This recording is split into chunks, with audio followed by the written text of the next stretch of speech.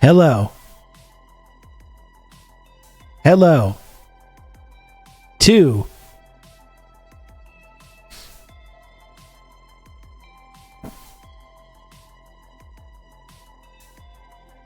Jay, don't. Don't do that. Don't do this.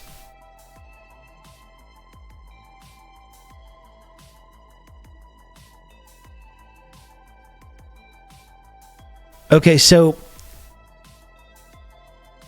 Okay, I think I might know what the issue is. As I mentioned, the last couple of days I've been streaming to TikTok simultaneously. And I did notice on the last stream, even though it didn't seem to cause any real problems, that I had an unstable connection. According to me, you're gonna have good old Rob to talk you through all this. According to Twitch, it said I had an unstable connection. So I just did now restart the stream without streaming to TikTok. And now it says excellent condition. So perhaps that's the problem. Perhaps it's streaming to 2 different locations was causing me some issues. Diego, thanks for the gifted sub. I appreciate it.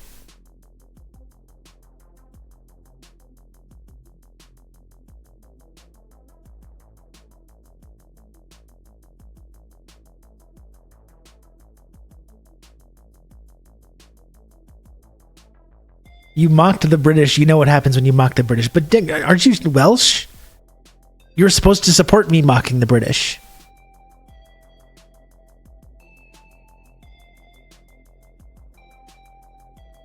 Double streaming needs twice as much bandwidth, so you might need to upgrade your internet. That does sound like it makes sense. That sounds about right.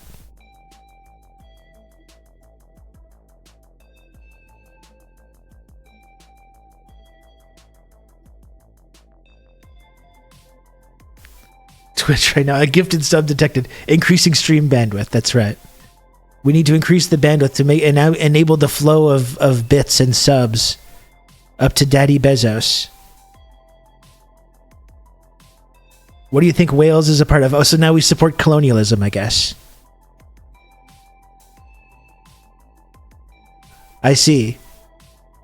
Just because I'm a Welsh nationalist and an Irish nationalist and a Scottish nationalist, all of a sudden that's bad. Now all of a sudden I'm the bad guy.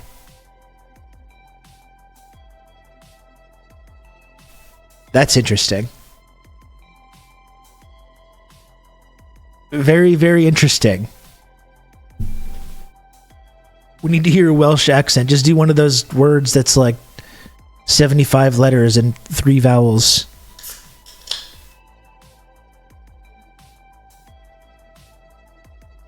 Chin chin.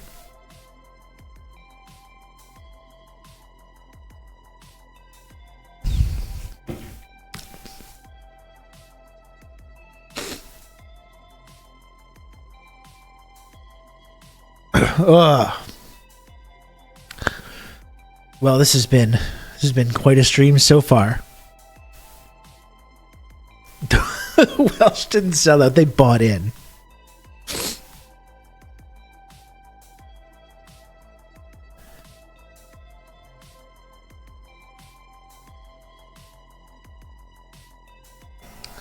I think there are some services that restream your stuff needing only 1 times the upload.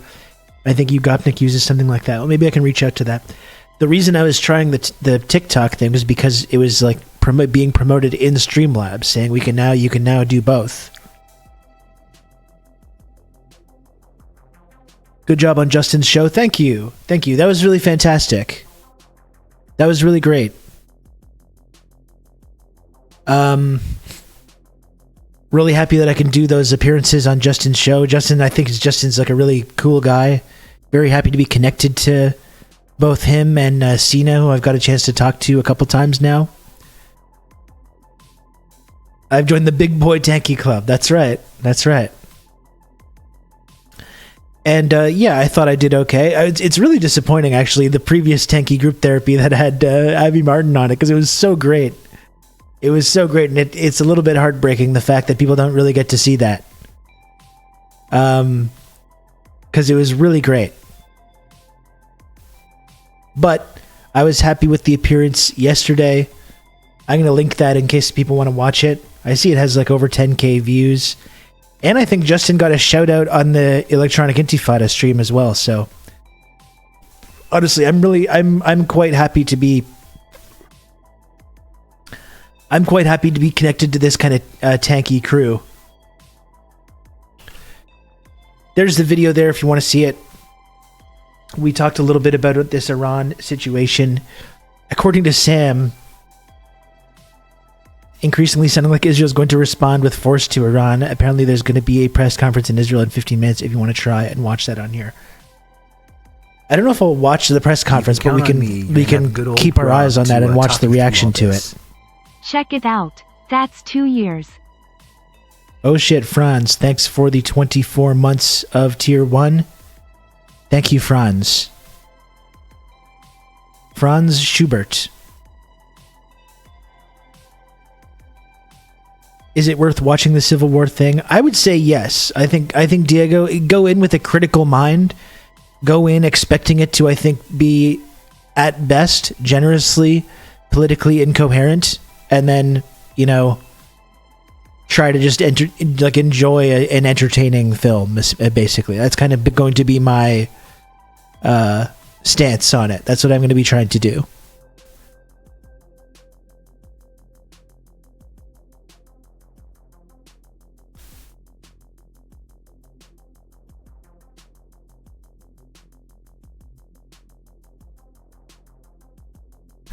I don't know, Kill Panic. I think Abby's fantastic. I think she's a great journalist. I spoke to her years ago in my podcast in 2018 when she was promoting her film, Gaza Fights for Freedom, which I really recommend. It's one of like the, I think, essential Palestine documentaries you can possibly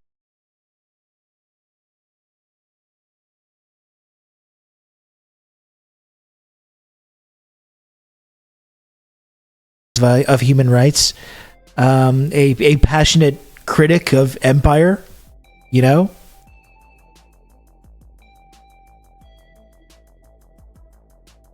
And as I can't speak to any kind of accusations like that of 9/11 or whatever, but I like, am I a 9/11 truther? I mean, kinda, a little bit. You know, like let's be real. Let's be real here. Let's be serious here. Let's put all our cards on the table. I'm certainly not going to cancel anybody for any current or former dalliances with any kind of conspiracy theory. You know, given everything that we know about, you know, the intelligence community, the security state, I think believing the official state-sanctioned narrative about 9/11 or any other serious political event like that is folly. I think it's good to ask questions about that. Sometimes those questions lead us down dead ends. You know, sometimes that's true.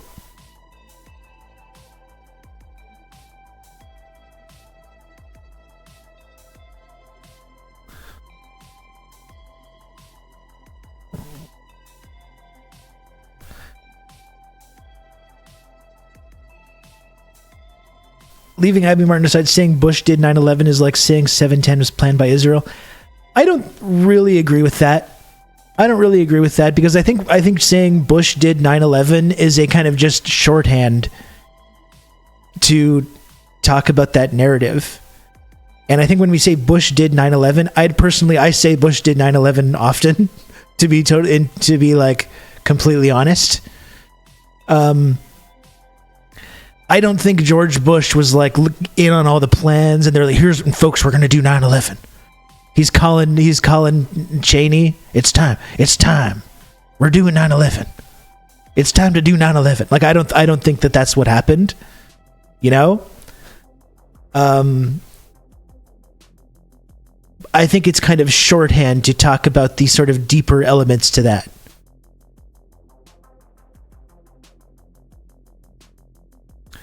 In both 9/11 and 7/10, empires had plans in pocket and was waiting for a casus belli. Yes, that's true.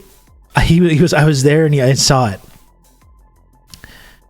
Bush and Cheney were doing 9/11 in the closet, and then one of the 9/11s looked at me. I mean, here's the. Now we're really off on a tangent here, but like, it's not even really a conspiracy anymore to talk about 9/11. Like, as we talked about a few months ago,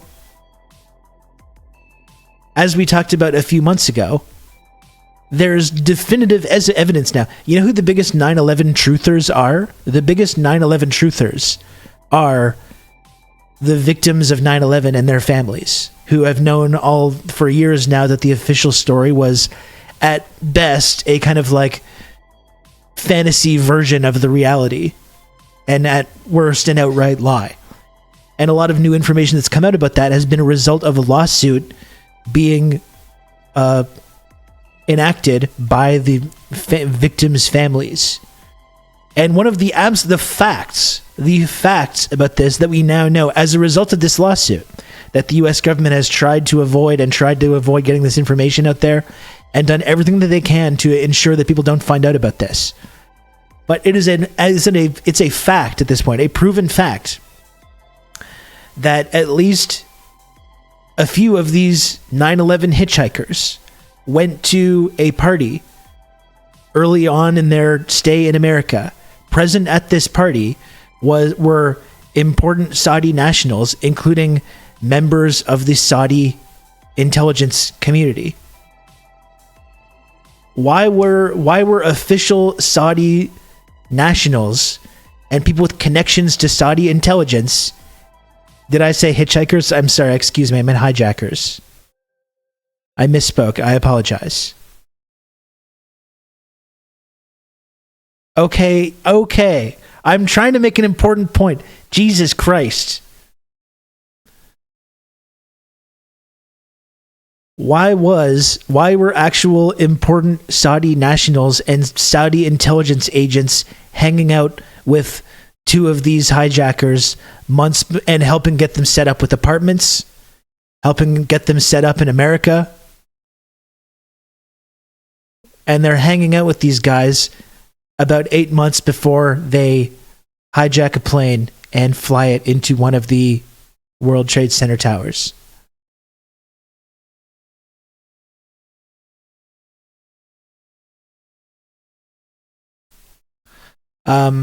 So at the very, very least, there's far more to that story than the official state-sanctioned narrative that was promoted.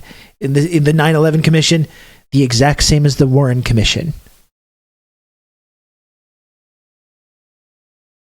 Bush is the guy who was constantly giving thumbs up to things. You don't think that's where the hitchhikers learned it? God, now I'm getting roasted.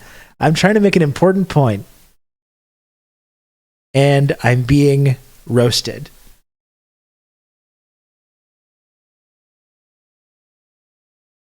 Again, we can. There's the VOD is probably still available. We talked about this a few months ago. Here's a question that I have, though. Why was this painting found hanging on the wall at the residence of Jeffrey Epstein? This painting right here. Why was that painting on the wall of someone who almost certainly was an asset or an informant of the American intelligence apparatus?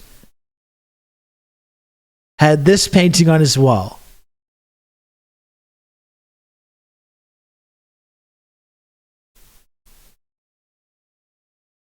Because he had bad taste in art. Well, that goes without saying. He's rich. Who has the power to cover it up? Who benefited?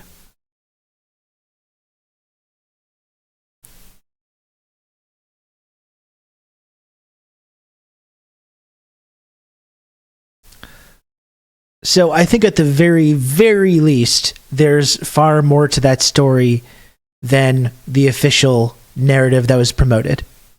And I don't think anyone should be canceled or whatever for asking questions about that, even if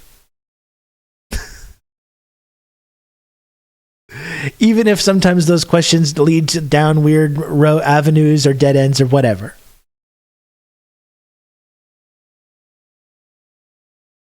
That painting proves nothing. There's not a single guy trying to catch a ride on the side of the road depicted in it.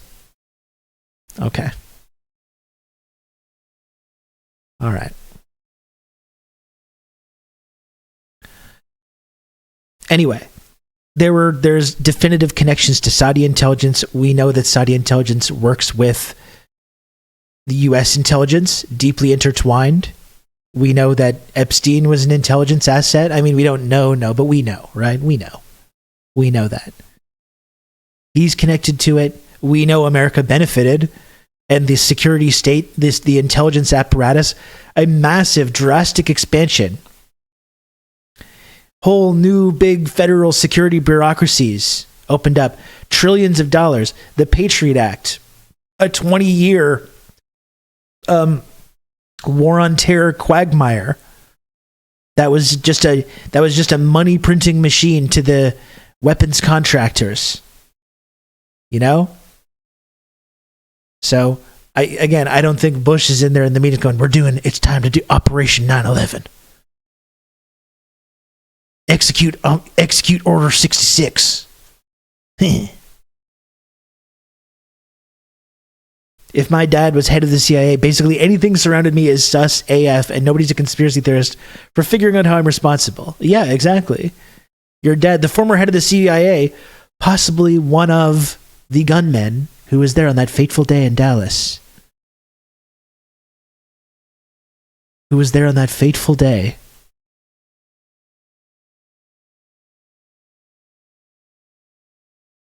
Bush used Order 69. Okay. Execute Order 69. Now watch this drive.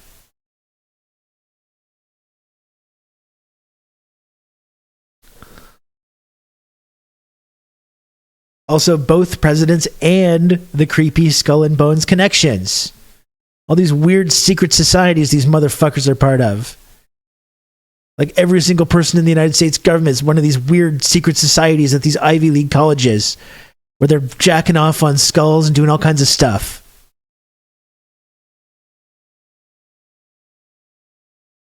CIA funds post-Gladio fascists in the EU. Some of those fascists murder leftist politicians. It doesn't mean that the CIA planned those executions or even wanted them.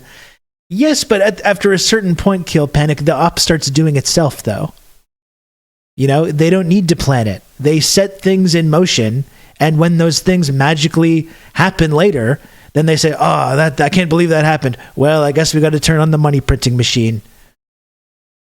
Shucks. I can't believe that thing happened. In fact, the less they know about it, the more degrees of separation there are from these intelligence people and these big events that happen. So it's even better if they don't know. But if they give funding and training to people who later on do terrorist attacks that they then benefit from, it doesn't make a difference whether they know about it or not, or they planned it or not.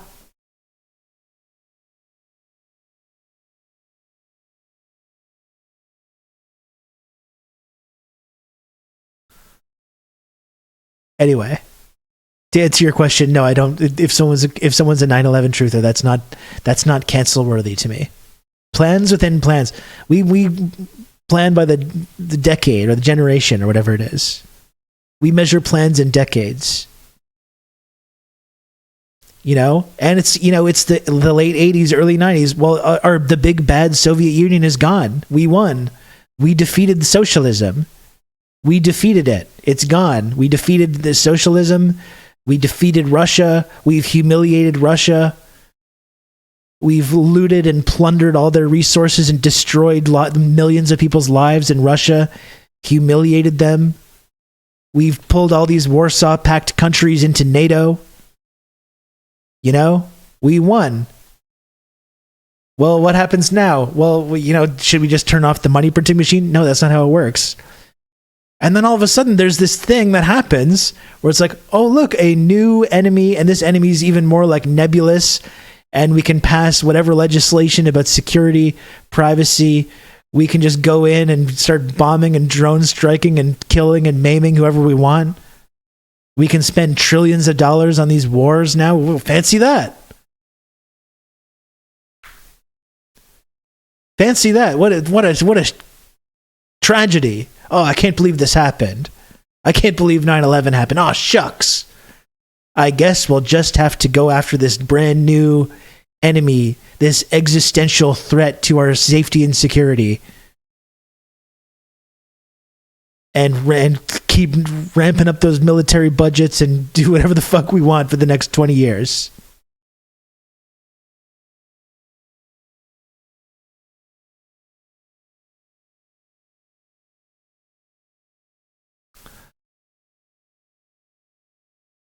I had a friend talking about OBL years before 9/11. Yeah, and on that day, like the footage of that day being like, what about this guy? We think it was maybe this guy. And then he just gets, they capture him finally, hanging out in Pakistan, and just like, oh, by the way, we killed him and just threw him overboard. No trial, no whatever.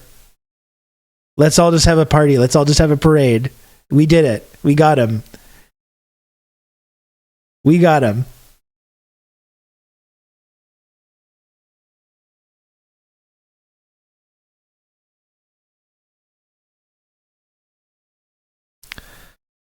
Dancing in the streets, USA, USA.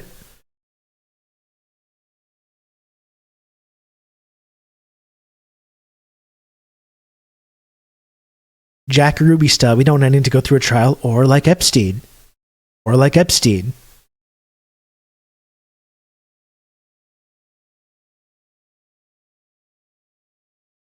Pretty sus, I believe the kids say.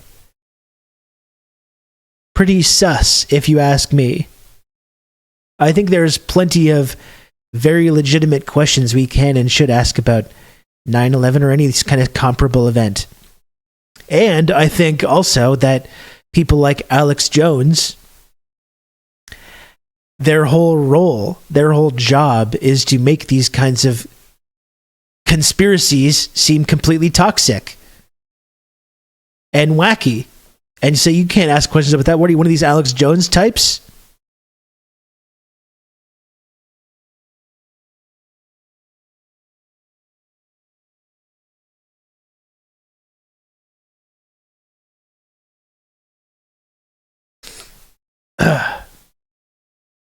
Anyway, I think we should be asking these questions.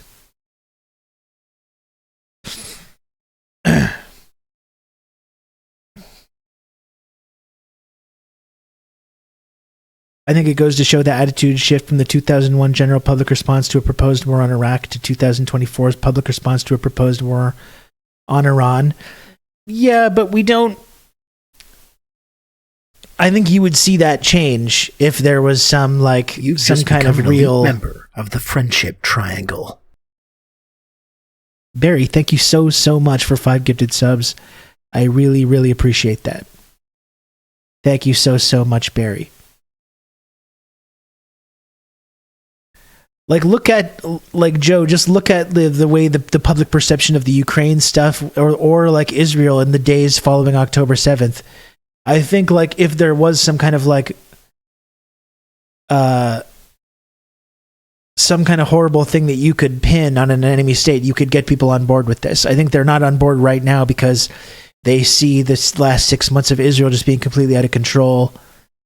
They recognize correctly that Iran hasn't actually done anything to the United States of America, but if there was something that you could make that case and you turn on the propaganda button and get everyone in the media talking about it and manufacturing consent for it, I think we would see a different situation.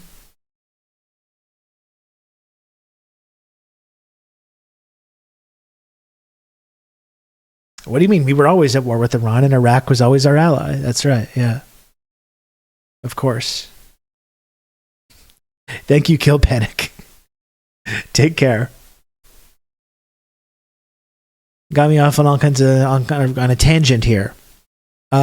If anyone else does want to subscribe to this program, though, I'll just point out, if you do want to subscribe to this program and support this show and this community, if you enjoy tuning into TRRS and you like looking at me talk about this stuff or listening to it, for whatever reason, if you like being part of this community and you want to support this show, please do subscribe if you can. The only way that I'm able to keep doing this show, folks, is if people subscribe and people support the show through the extreme generosity of this community members. That's the only way that I'm able to keep doing this each and every day. So if you do like the show, please do subscribe and support the work that I do. It's really, really helpful. Every little bit helps. You're going to have good old Rob to talk you through all this. Time Abolition. Thanks for the 10 months You're going to have of good Tier old 1. Rob to talk you through all this. And thank you, Risk Inverse, as well, for the gifted sub. Really appreciate that, Risk Inverse. What if we like the silly accents? And if you like my various silly accents that I like to do, as you know, I can instantly mimic any culture. You've just become an elite member of the Friendship Triangle. Mask loves you. Thank you for the 5 gifted subs. Very, very kind of you. Thank you.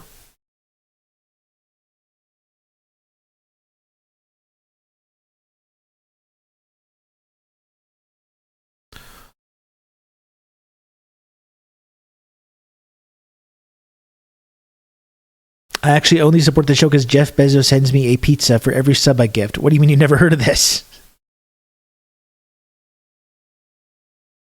So we've got a few places reporting Israel's going to respond. Okay, so we're going to look into this. I'm going to get started talking about this serious business in a few moments.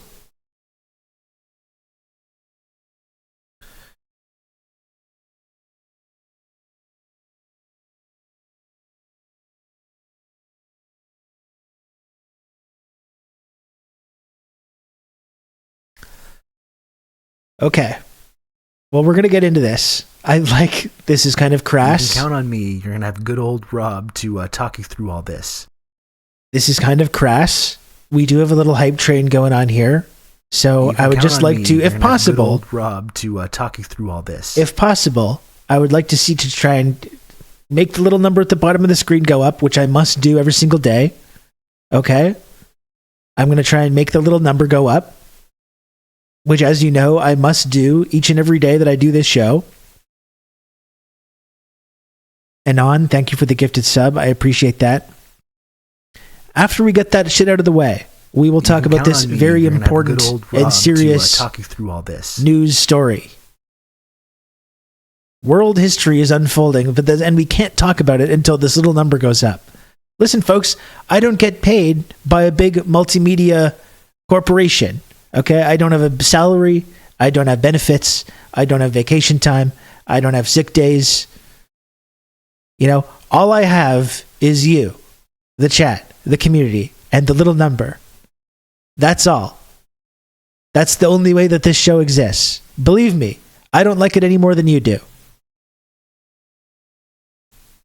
I would like for it to be different. I would like for some kind of big corporation to pay me like $70K a year to do this show. That's what I would prefer if it was up to me. Okay? Unfortunately, no such corporations are going to do that to me and give me that kind of a contract, even though I'm able to host a daily show every single day and talk about all these things and have good and correct ideas. No one is going to be giving me that offer because I say things like Israel does not have a right to exist. Because I say things like that. And you're not allowed to say those things on CBC or Global News or CBS or NBC or CNN or Fox News or whatever it is, National Post, the Toronto Star.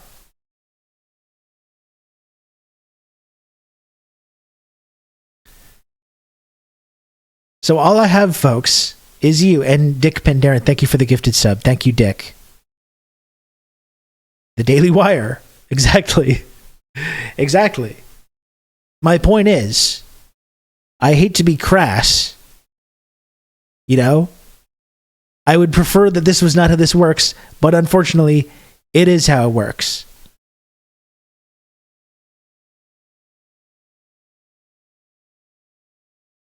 Incredible. Joseph Stalin 45 says, incredible how fucking... use the computer to mark up the size of the account. Oh, I hate to be crass. And Dimitri, thanks for the 600 bits. That's very kind of you, Dimitri. Thank you. Incredible how fucking Russell Brand is covering Operation Paperclip, while some so-called leftists cover useless bullcrap. Joseph Stalin.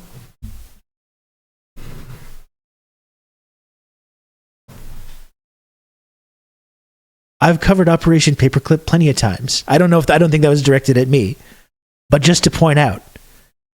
Okay? I've been on this. I've been talking about this for some time now. In fact, I've gotten a whole bunch of criticism from a lot of useless fucks online who criticized me and my correct statement that the US made an alliance with Nazi Germany following World War II. All kinds of people. Thank you, Joseph Stalin, 45. I know it wasn't directed at me, but just to be clear on this.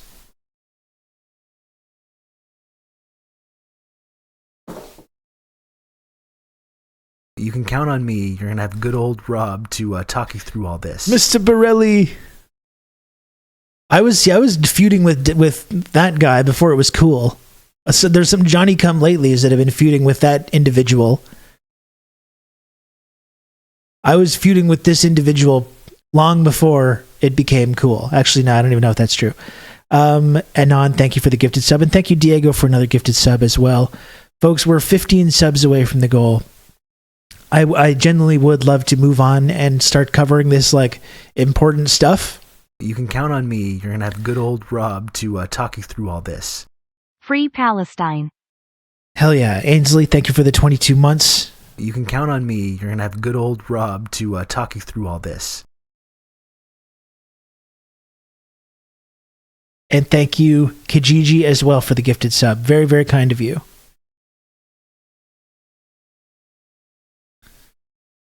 Norm hopped on the Borelli bandwagon. That's right. One of my very first YouTube videos was a beef update about that. When Mr. Benelli was basically encouraging cops to run over protesters at the George Floyd protesters because the George Floyd protest was going to hurt Joe Biden. Mr. Linguini.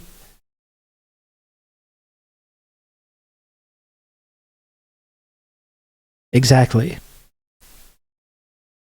You couldn't have come up with Mr. Borelli. No, although I did have the bit of intentionally not saying his name properly. I was already doing that.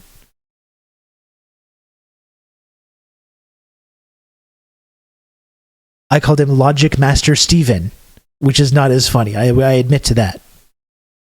Mr. Linguini. Mr. Fettuccini. Mr. Bologna. Mr. Brightsidely. Mr. Crank can't grow a beard. Well, I think that's me, because I can't grow one as well. So that's not something I'm going to hold against anybody. Mr. Bombinello. Captain Gabagool.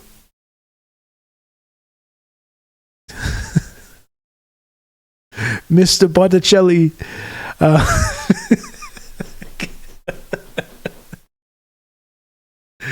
Folks, if anyone else can please subscribe. I got 13 subs to go. Really appreciate all the support. We got another minute left in this hype train here. Please subscribe if you can. After this, I'm going to start talking about some very serious stuff. So basically edging the goal. That's right. It's an edging session. Count on me. You're going to have good old Rob to talk you through all this. Mr. Gelato, Risk Inverse, thank you for the 3 gifted subs. And by the way, Lioness, I got your thing about the Hoy Toiter accent. A.K.A. Ocracoke Brogue. Wow. Only spoken on remote islands in North Carolina's Outer Banks. I'm not feeling comfortable about my ability to do this one. So folks, we're 10 away. Not only, and Risk Inverse, oh my goodness. Oh my goodness, Risk Inverse. I've been here 22 months and still don't know what a hype train does. It's just you get up to levels of hype, and then we get special emotes. We get special emotes the higher a level of the hype train that we complete. And we get through levels of the hype train by gifting bits and subs. Risk Inverse, thanks so much for the 500 bits. I really appreciate the support. Thank you. We're commodifying hype. That's what we're doing, exactly. Folks, we're 10 subs away. Not only could some brave hero step forth right now, does the hype trickle down. The hype trickles up, and then the clout trickles down. Not only could one person, some brave hero, step in and get the stream to the sub goal for today, which is really only a suggestion. And in fact, we're 25 subs away from Little Song as well. So if you're feeling nervous about the possible, expanding regional conflict, expanding into devastating world war that threatens all of humanity, maybe it would make you feel better to hear this Canadian man sing a little song at the end of the day. And well, we can do that if we get 25 more subs. But not only could someone get us to the sub goal of 35, but could also play the very cool and more rare 10 gift sub alert.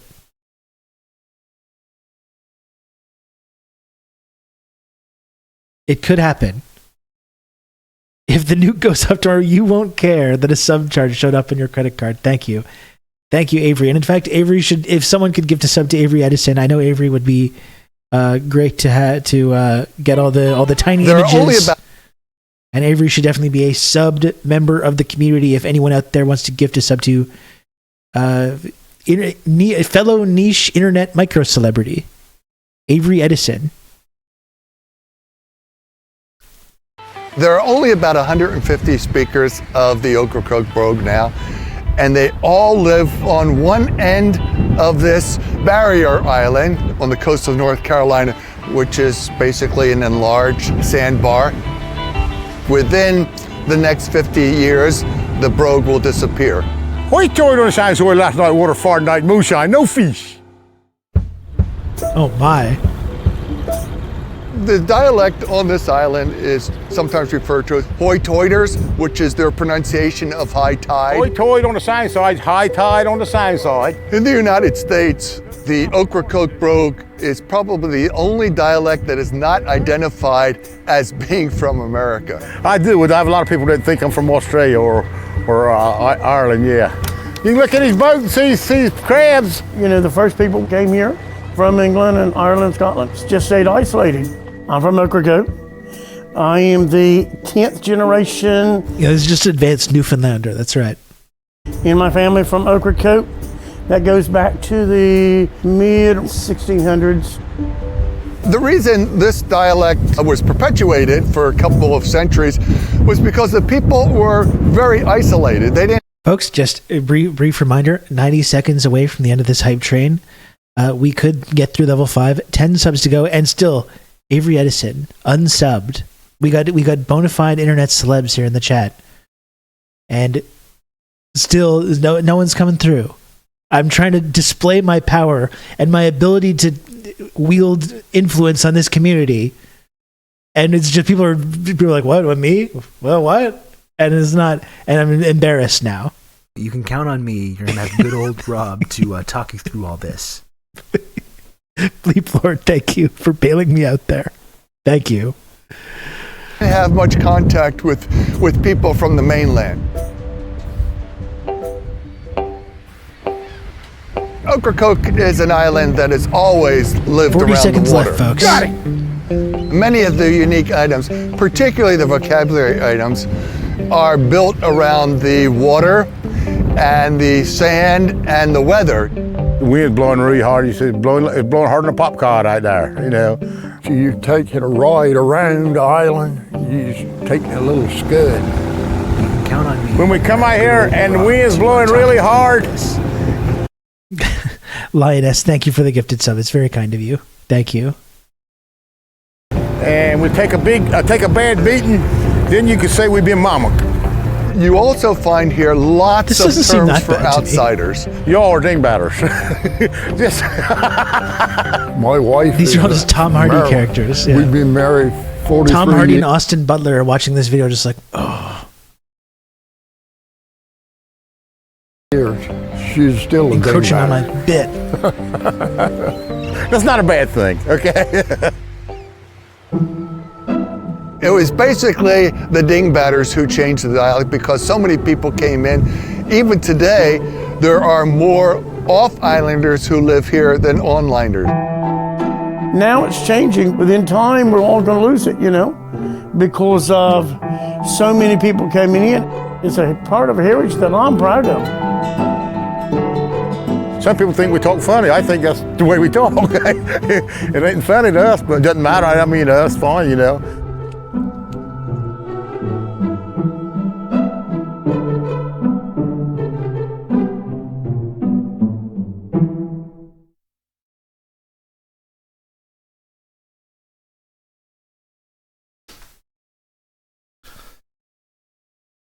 Oh, interesting.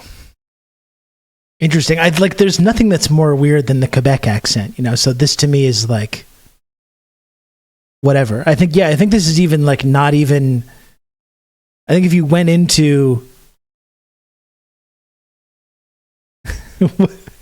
the recommendations are weird because my son watches a bunch of stuff on my account too, so there's a bad mix of stuff. Yeah, I think like Newfoundland though, if you go into like rural East Coast Canada, you're going to hear all kinds of stuff.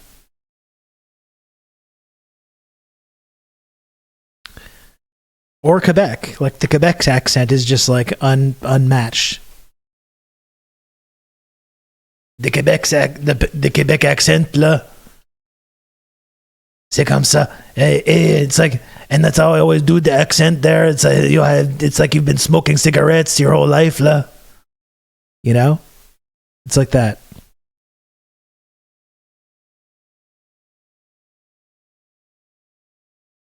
Was in Montreal with a friend who speaks Parisian French, and she was like, "What the fuck is this?" Yeah, even like if you speak French, Quebec, it's like if you speak like posh British accent, and you go to some like fucking, some like South London, like, "Oh mate, you what, mate?" It's like the difference between that, or like some kind of dialect. It's like a colony dialect, Okay, I got to show you before we move on. I just have to show you. It is kind of Cockney French. It is a little bit like that, and it's all just making up swear words to be part of the church.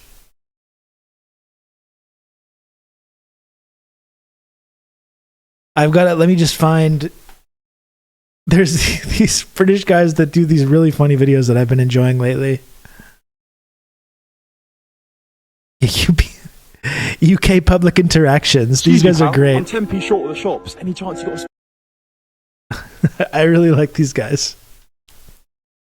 Excuse me, pal. I'm 10p short of the shops. Any chance you got a spare 10p? Spare 10p? Nothing in this world is spare, son. Not a fucking thing. But you know what? I'm feeling nice today.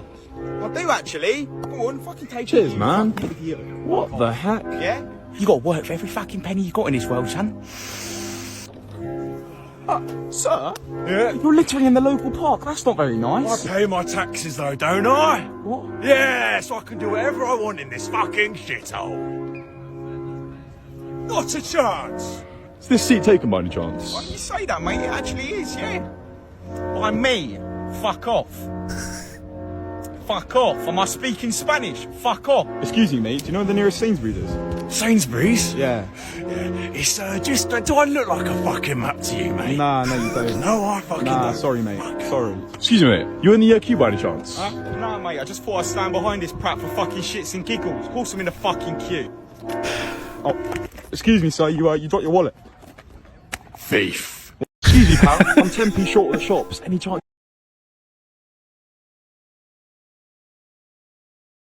I love these guys. That's great. Do I look like a fucking map to you, son? Yeah, this does seem accurate to me. I have spent a lot of time in the UK, and I believe that's been my experience as well.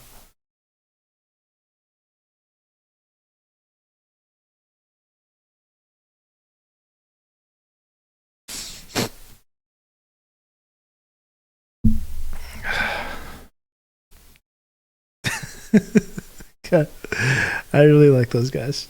Okay, so here's what I'm going to do. Sometimes I find it a little bit tricky to transition from being silly to like talking about serious stuff. I'm going to do a little interlude, okay? Not a long time. 5 minutes max, okay? Take a brief little interlude. I'm going to come back and we're going to talk about the news and serious shit, okay? You love Beavis and Of course I love Beavis and Butthead. Of course I do.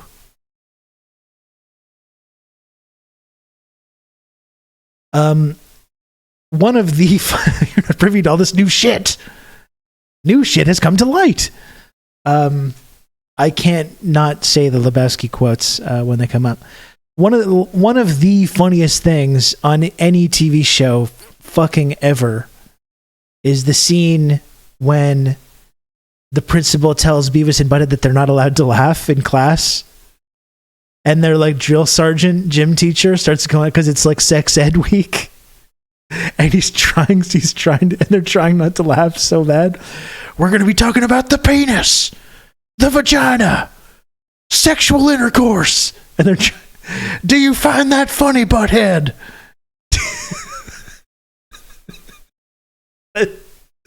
That is one of the funniest things.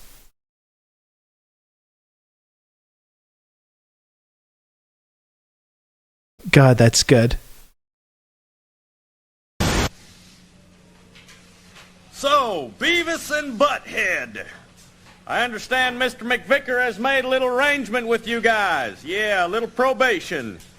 You see, class, Beavis and Butthead here are not allowed to laugh for a whole week. That's right, and if they do laugh, they'll be expelled, and they'll have to go to Hope High School where they'll get their asses kicked on a daily basis by all the other delinquents. Ha ha ha! Well, I was real glad to hear that, because this is Sex Education Week. That's right, Sex Ed Week. We're going to be talking about the penis. We'll be talking about the vagina. Do you think that's funny, Butthead? Do you find it amusing that we'll be talking about the testicles? Yes, we're also going to be talking about venereal disease, sexual intercourse, the scrotum, the clitoris, and we will definitely be spending a lot of time talking about masturbation. Well, now that that's out of the way, let's take roll. Butt kiss. Here. Gaylord. Ivan.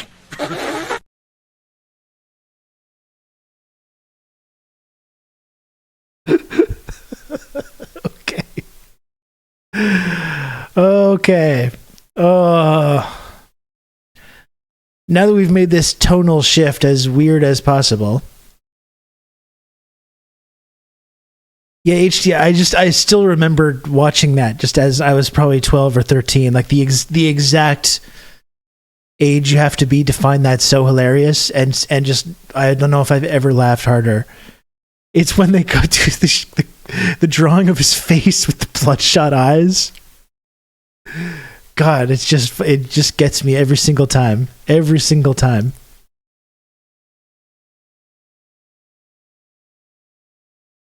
When the movie came out, they wouldn't let me buy a ticket because they didn't believe I was old enough because I was late to puberty. So I had to buy a ticket to a different movie and then sneak in. That's not fair. That's not cool. The movie was really good too, I remember. Oh man. Okay.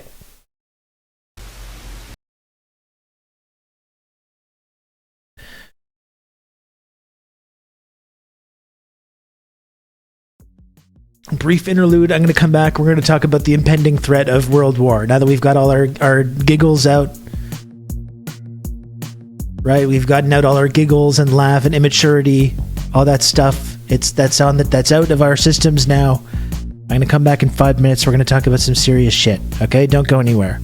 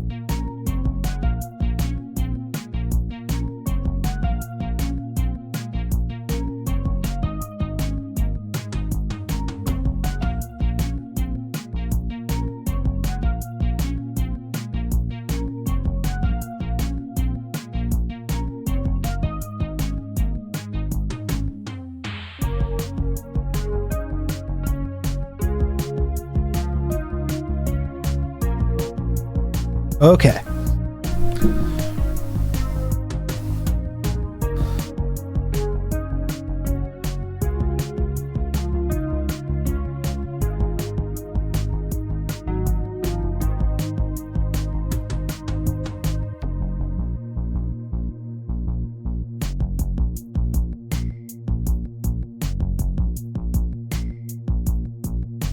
One more second. Gotta close my door there. Beautiful day outside. Beautiful day. Just took a brief little moment to stand out on the balcony there. Beautiful day. A little chilly, but very sunny. Lovely day today here in Montreal, Quebec, Canada. One sec.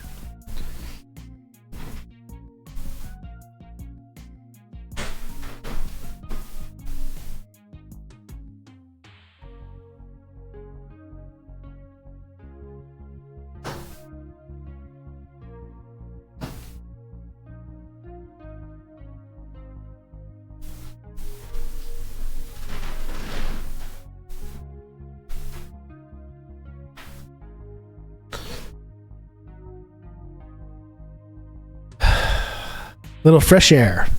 Okay. Great.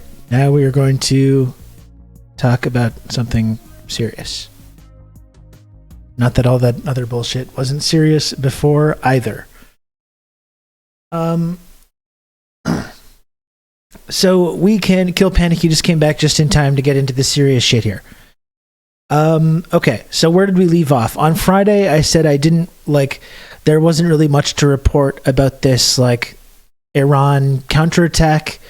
As we know, Israel bombed Iran's consulate in Damascus a couple weeks ago, killed a bunch of important IRGC people, and they've been saying now for weeks that there's going to be a response, a retaliation. Iran made that clear. All the kind of intelligence agency types are saying attack imminent, Iran response imminent, because they were expressly indicating that. And on Friday, nothing had happened yet, but on this weekend, the actual response happened. And what was the response? It was Iran launched a number of missiles and drones towards military targets in Israel. And this was on Saturday. Maybe there's a brief news thing we can look at to just catch us up to what that was.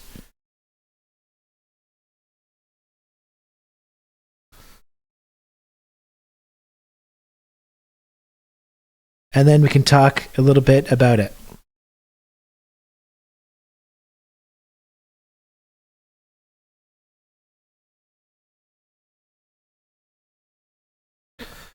You can count on Let's see here. Good old Rob to talk you through all this.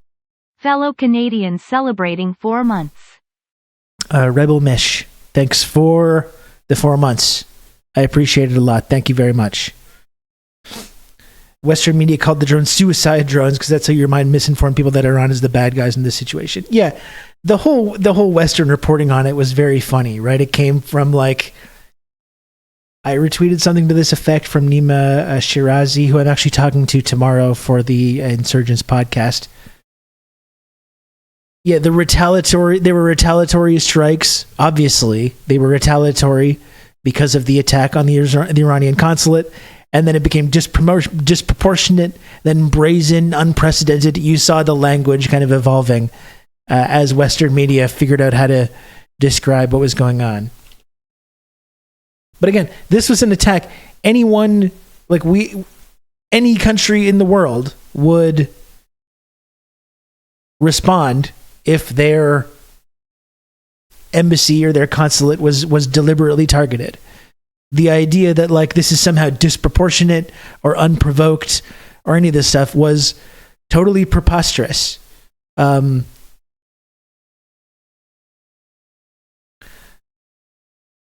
But of course, that's how it's being covered in Western media. Let's see this WSJ piece. I'm just trying to find a quick news piece on this so we can take a look at, just to kind of catch us up. Iran launched more than 300 cruise missiles, ballistic missiles and drones toward Israel, raising concerns about broader conflict in the Middle East 6 months after Hamas attacked Israel. Israeli, American and other allied forces intercepted dozens of drones and the majority of missiles before they reached Israeli territory, officials said. It's the first time Iran has directly attacked Israel from Iranian territory. Here's how the conflict between the two countries escalated. Tensions in the Middle East had been building on several fronts.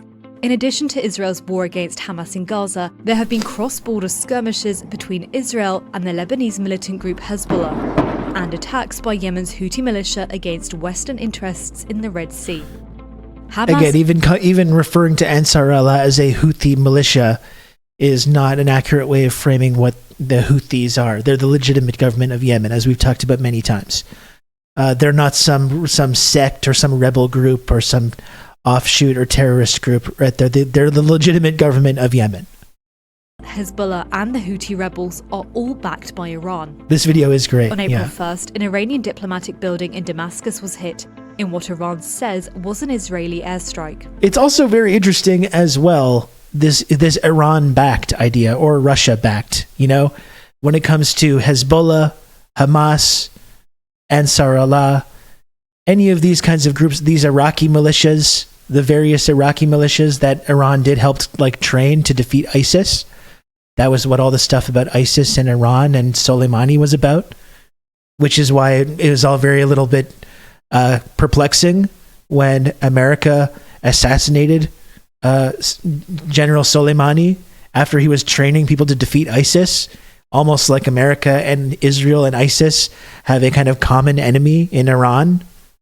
That's kind of interesting, isn't it? But this whole idea of Iran backed, which is it's only ever used to delegitimize groups like Hezbollah or Hamas or the Houthis or whatever it is. Whereas US backed or Israel backed is never used. We don't talk about the US backed IDF or any of this stuff, or US backed ISIS, as it were. It's a way that the media uses to play up the threat of Iran or Russia or any of these official state enemies, while downplaying the independence and the legitimacy of these groups that we're talking about.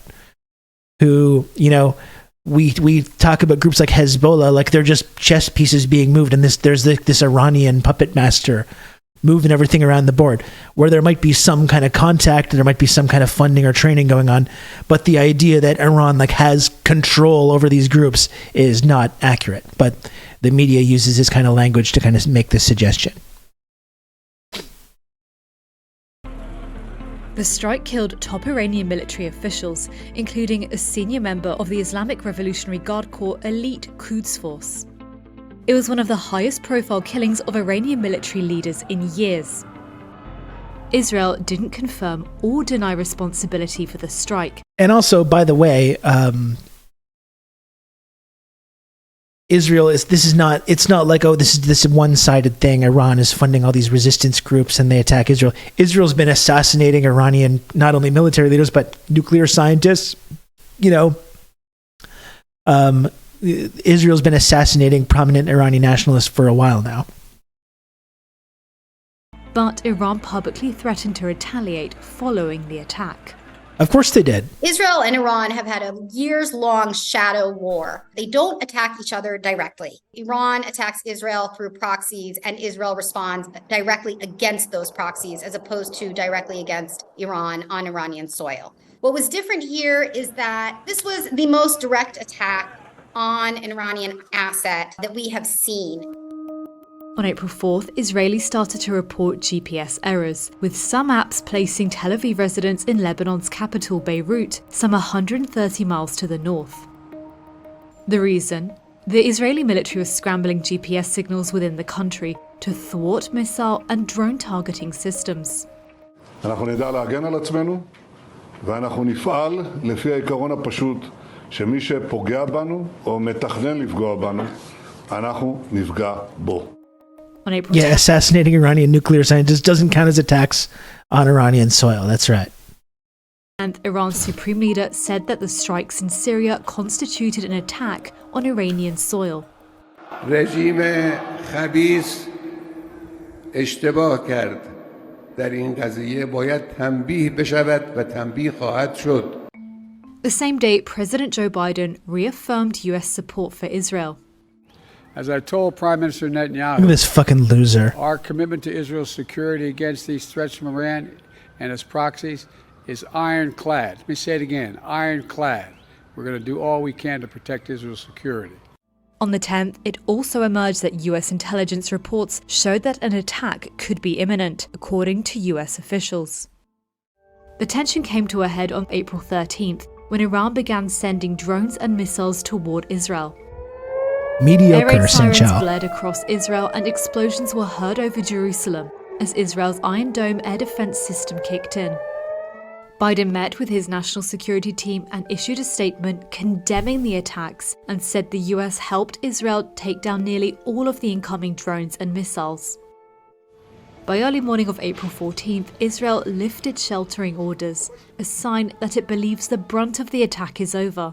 Once you get into that direct back and forth, things can escalate incredibly quickly. The United States has said publicly that they intend to defend Israel. And so right there off the bat, you're seeing how these things could spiral incredibly quickly. There's quite a bit of frayed nerves and really just a question mark over what is going to happen and where is this region going. Okay.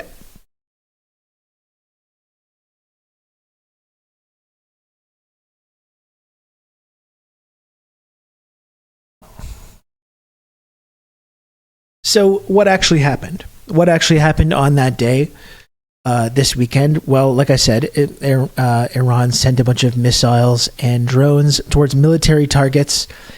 And here's the line that I think is being attempted to be walked here. Like we said, Iran has said they were going to respond to their embassy being bombed, just as any country would, except Canada. Apparently, Canada's embassy was also damaged in that attack, but we didn't do anything at all. But, you know, these were prominent IRGC figures. Their embassy, their consulate was attacked. So they said they're going to respond to this. And as we've been talking about over the last couple of months, it certainly does seem like Israel is desperately trying to escalate this conflict into a broader regional conflict, which involves the United States. We've been speculating on that a lot over the last couple of weeks. Are they trying to draw in the United States? Is there a certain element to the Israeli leadership where they feel like their whole project now is under threat? They can't go back to how things were. The only way that they can get out of this is by expanding this even more, getting America involved, and really just escalating this into this massive, whatever you want to call it, a larger regional conflict, World War III. I don't know. It's like the distinctions are becoming smaller by the day, I think. So, Iran had this line to walk here with this response where they responded to the consulate attack, but without falling into this trap and drawing this into a larger regional conflict and bringing in America, and which would become a disaster. And this is something I talked about, this kind of feeling of confliction. I talked about it on Justin's show over the weekend, where anybody that's been watching this play out over the last 6 months, you have this kind of sick feeling that's just I just want to see Israel get wrecked. I want someone to just step in and just fucking wreck Israel. In the same way that if you saw on the schoolyard, you're a little kid on the schoolyard, you see this bully repeatedly beating the shit out of a little kid that's defenseless, you just someone needs to step in and kick this guy's teeth in. It's the same kind of principle. But also understanding that if that did happen, and if Iran or whoever else came and started bombing Tel Aviv or really militarily intervening here, it almost certainly would ignite a massive conflict, which would not be good for people in Gaza. It would not be good for people in Iran. It wouldn't be good for anybody if World War III does start. So this was kind of the question about Iran, right? They're going to respond to this attack. They've said that they were going to repeatedly. But are they going to find a way to do that in a way that doesn't fall into that trap and that doesn't expand this even more and doesn't bring in the United States and doesn't start World War III? And it seems like that's what they did with this attack. No, I don't believe anyone was killed at all. These were all military targets. A lot or some of or most of, depending on who you ask, of these targets were shot down. And I think this was the question that people had. Was this like a failure? And I don't think that it was. Like I said, they sent a strong message with this attack. First of all, like Iran has a military arsenal of like serious military hardware that they did not use here. These were all like old missiles and drones and stuff like that. So this is like a deliberate, non-escalatory attack in the same way that America says our de-escalatory strikes. That's literally what this was. No one was killed. But a few things were accomplished at the same time. Number one, we all saw images of like people in Israel running like crazy towards bunkers and screaming their heads off. And I think that's part of an important message being sent to Israel. That you can't just indulge all your sick, psychotic, genocidal fantasies for months and not ever expect to have anything like that visited towards you. I think they depleted a lot of resources for Israel, who had to spend a lot of resources shooting down all these drones and missiles. And also, I think revealed to Iran and whoever else like where these positions are and what their capabilities are. Right? I think I saw something to that effect. I believe it was Dimitri Lascaris on Twitter that retweeted that. Let me find that quickly.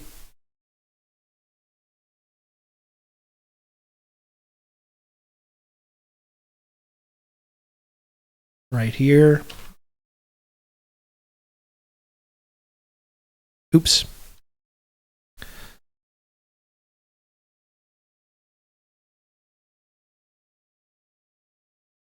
So Semyon Bagdasarova, a Russian military expert with deep knowledge of West Asia, has weighed in on Iran's drone and missile strike.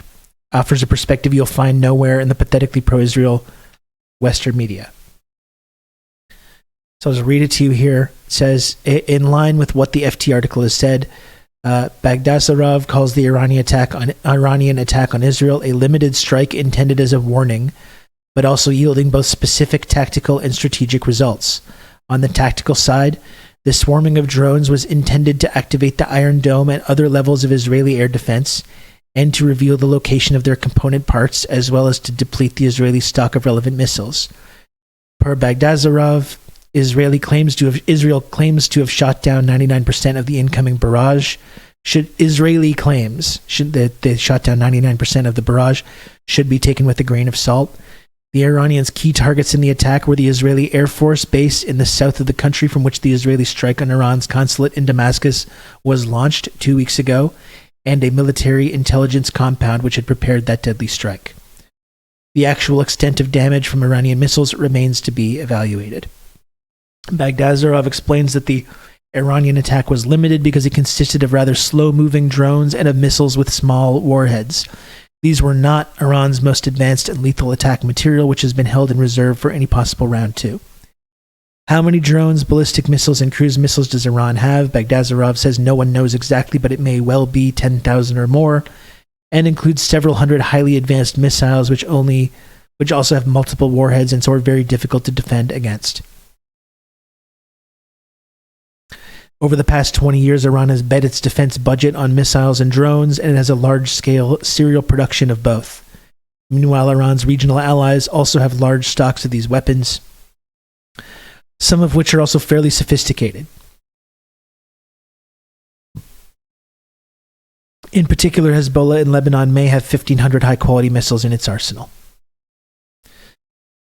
At the strategic level, Iran demonstrated its ability to coordinate a missile and drone attack on Israel with its regional proxies so as to maximize the threat coming from all directions. Iran used the attack to achieve a political and military objective that has long eluded it. Tehran has now issued threats against Persian Gulf states to bomb any and all that allow the Americans to use their airspace or otherwise facilitate Israel's possible revenge attack on Iran from their territories. These states all fear a war and have now agreed to Iran's demand. In effect, this negates decades of U.S. unchallenged domination in the Gulf. Iran has specifically threatened the U.S. regional command in Qatar and the base of the 5th Fleet in Bahrain.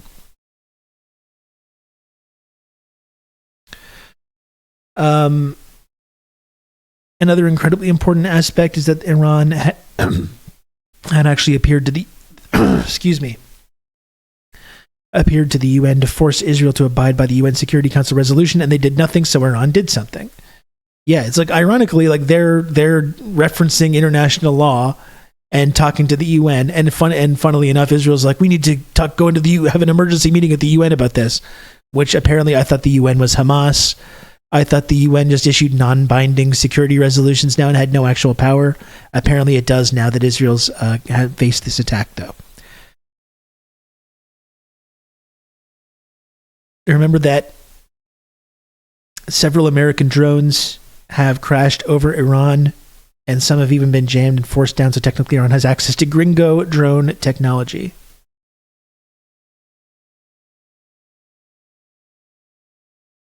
You can count on me. You're going to have good old Rob. I agree with Russia. Iran has the right to defend itself. It's not a cult. All hail Rab. Comradeski, thank you.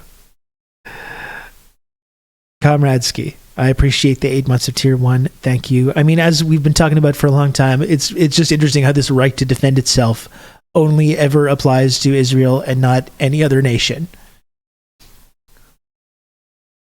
Does Iran have a right to exist? Well, Iran's been around for like 2,000 years, whereas Israel's been around for like, the same length of like the James Bond franchise.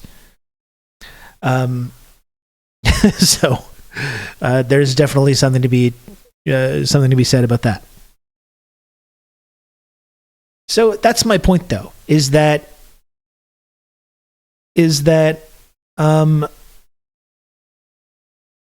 they had to like walk this line of having some kind of response, but not escalating anything, not falling into this trap, not pulling the United States into this, which I think what this attack did. And everything relies on that point. Everything relies on Israel not responding. And apparently this is what the U.S. has told them. Don't respond, don't escalate to this. And so everything kind of depends right now on Israel reacting normally to this and not escalating it even further.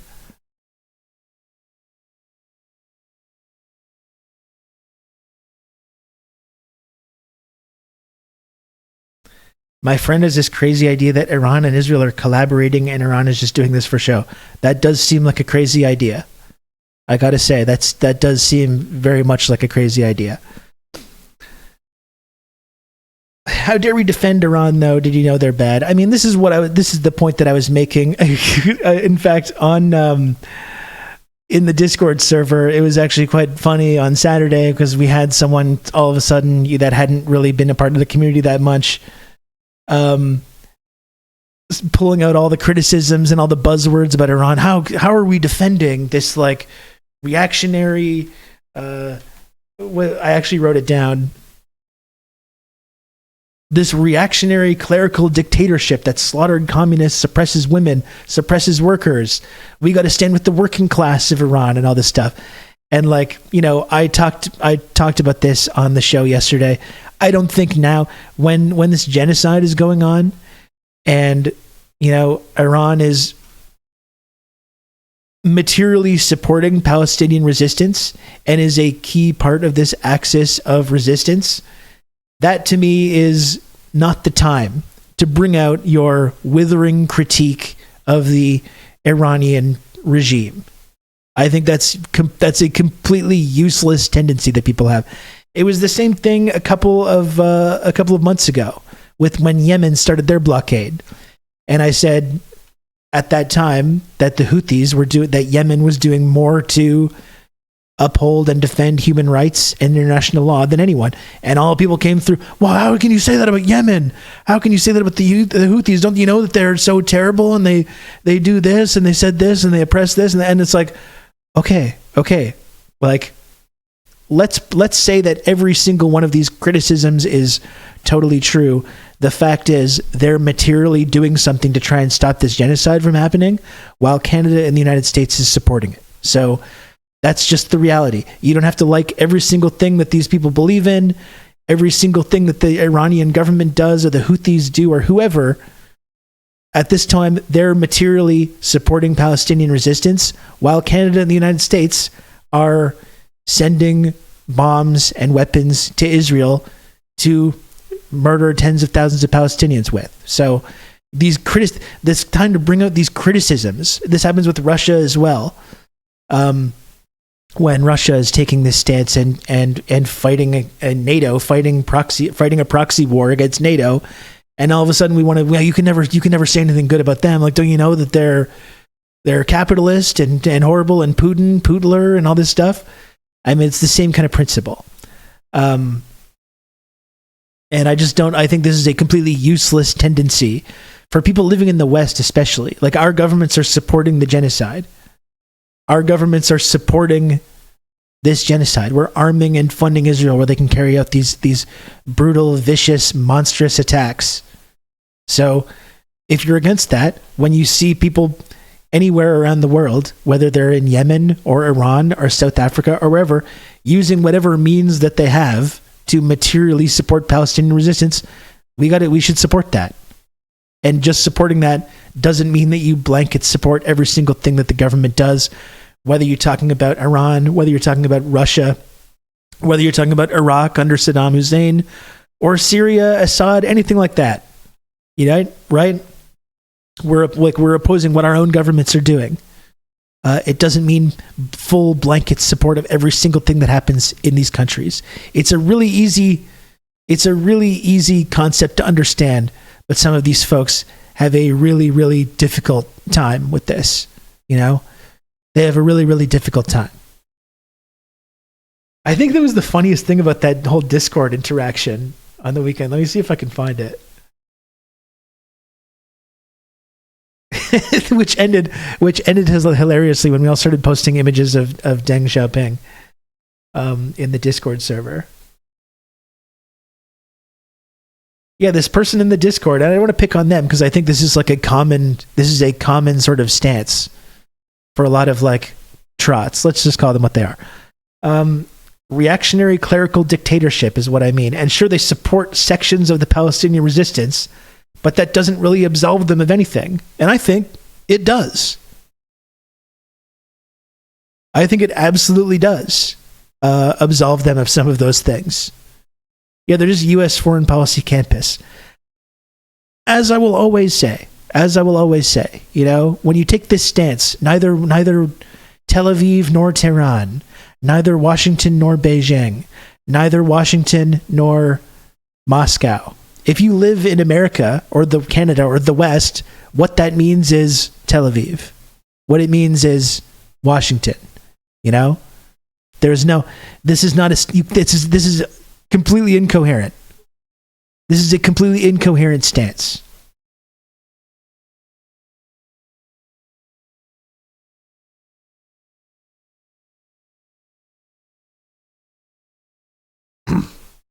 This really important piece of context doesn't involve them. It's Orientalist BS, yes, or of course the role that Western imperialism played in like the formation of these governments in the first place. You know, that's always very important as well to note. Yeah, I don't find it difficult. to say like when Iran or Yemen or whoever else is materially putting skin in the game to push back against Israel, to support Palestinian resistance, to say like this is good. You don't need to go through these mental gymnastics. No, it's good, but it's also bad at the same time. It's good, but not like this. We need the countries with perfect human rights records and perfect democracies to step in, and only then can we support it.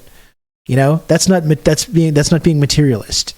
I think being a materialist is like recognizing the reality of what's actually happening, and also looking into the historical materialist reasons for why these societies are organized this way in the first place.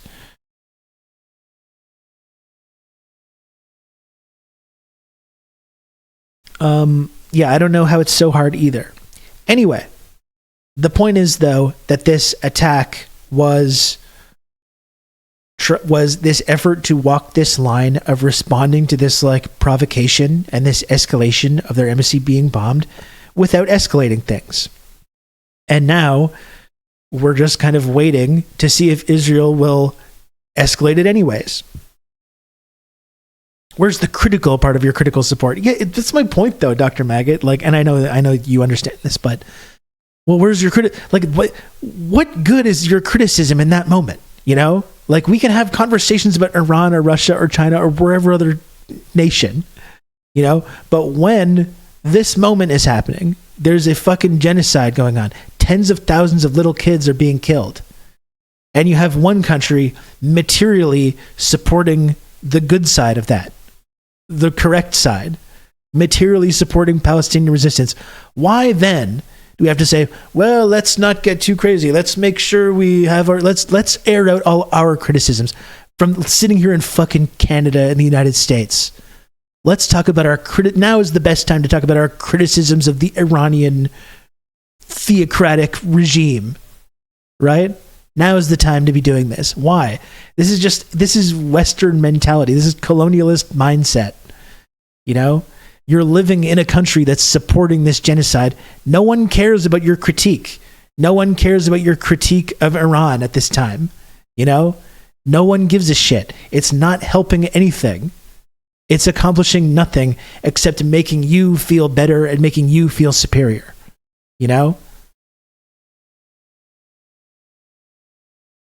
That's all that's being accomplished. Literally, if you support a secular workers' movement in Iran, that can never happen as long as Israel's there sucking all the air out of the region. That's another thing I mentioned when this person was like, support the Iranian working class. You know, that's the thing that comes out. Support the Chinese working class. I stand with not the Chinese government, the Chinese working class, the Iranian working class, the Venezuelan working class, the Cuban working class. And it's like, well, and going back to Iran, focusing on Iran, like, what does the Iranian working class want? Like, how do we support the Iranian working class? My understanding right now, and first of all, the working class of any country are not some monolith that all believe the same wants and desires. But like what I think a lot of people in the working class in Iran want is for their government to support Palestine and support the Palestinian resistance, which is what their government is doing currently. Just like all the Arab working class does in like Jordan and Egypt and these other places where their governments are neutral but really supporting Israel. Also, what the fuck do you, as a person who does not speak Farsi, know what the working class Iranian wants? Exactly. It's just a way to like distance yourself and not have to take any side. It's just cowardly, you know? It's just cowardly. It's just a way to not have to take any kind of a side that upsets people. Oh, how do you support Iran? How do you support Yemen? How do you support China? How do you support Iraq 20 years ago? You know? It's just, well, Iraq is also bad. Saddam Hussein, you know, killed communists. We got to stand with the Iraqi working class.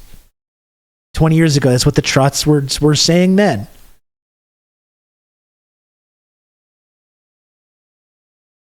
Yeah, Jordan's about to explode. It seems pretty clear what the working class wants.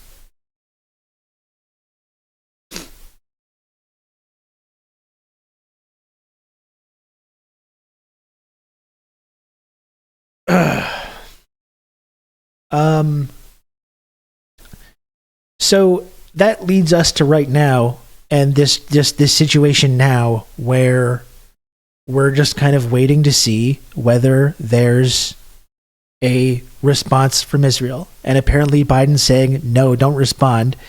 Iran deliberately took steps to not escalate this. However, we simply use the computer to mark up the size of the account. Bro, I swear, bro, just one more regime change. Let us overthrow Khomeini. I swear this time it's different. It will fix everything this time, bro, I swear. It won't be like Libya, Iraq, Ukraine, Chile. This time it'll be different, I swear. Thank you, Joe. Thanks for the 200 bits. I appreciate it. So this is the situation where we're at now. We're just this can de-escalate and we can, we don't have to think about this idea of this expanding even more and becoming this disastrous, wider regional conflict. And everything hinges on Israel not now responding to this Iranian attack, which apparently, according to news that's coming out today, is not what's going to happen. So let's see now. I'll see if there's any reporting about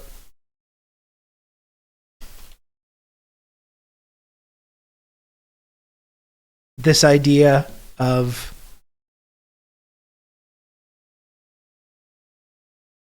what Israel's going to do next. And this is just truly amazing, some of this stuff. The reporting on this is honestly incredible. Look at the way this is framed. This is Global News with a picture of Netanyahu.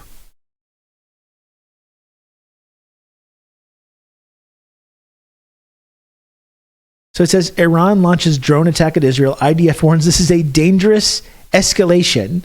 So, that's the thing. It's Iran escalating. It's not an escalation to bomb their consulate.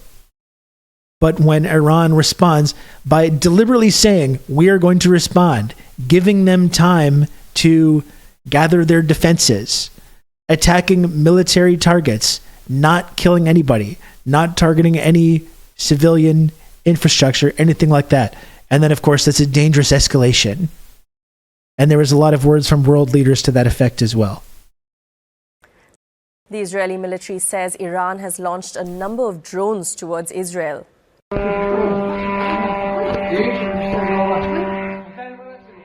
An IDF spokesman said it would take several hours for the aircraft to arrive and that Israel was prepared for any measures. Israel has been on heightened alert since an airstrike last week killed 2 Iranian generals in Syria. Iran accused Israel of being behind the attack and vowed revenge. Earlier Saturday, the Israeli military said it was cancelling school and limiting public gatherings to no more than 1,000 people as a safety precaution.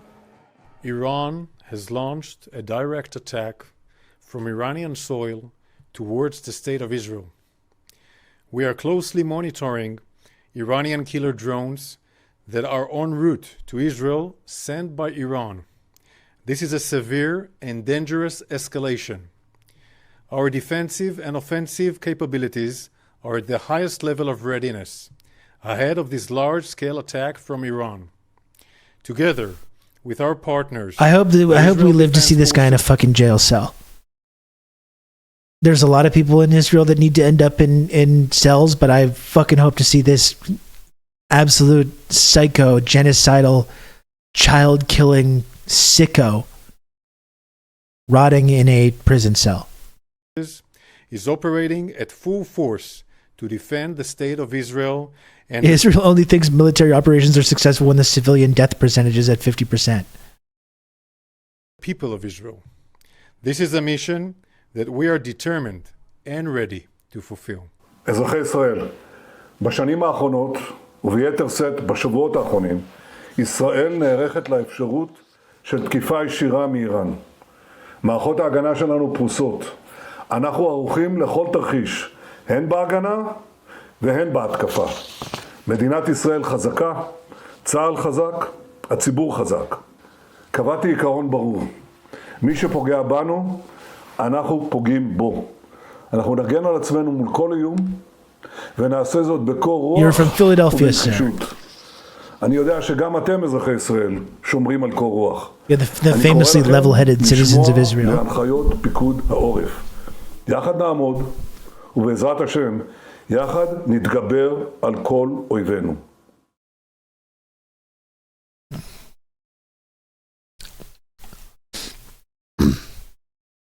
Of course, American media wasted no time. You got John fucking Bolton, who is good because he said Orange Man bad. You have John Bolton going on CNN the night of to basically advocate for World War III. So that's good. I want to bring in the former United States ambassador to the United Nations, John Bolton. He was also President Trump's national security advisor.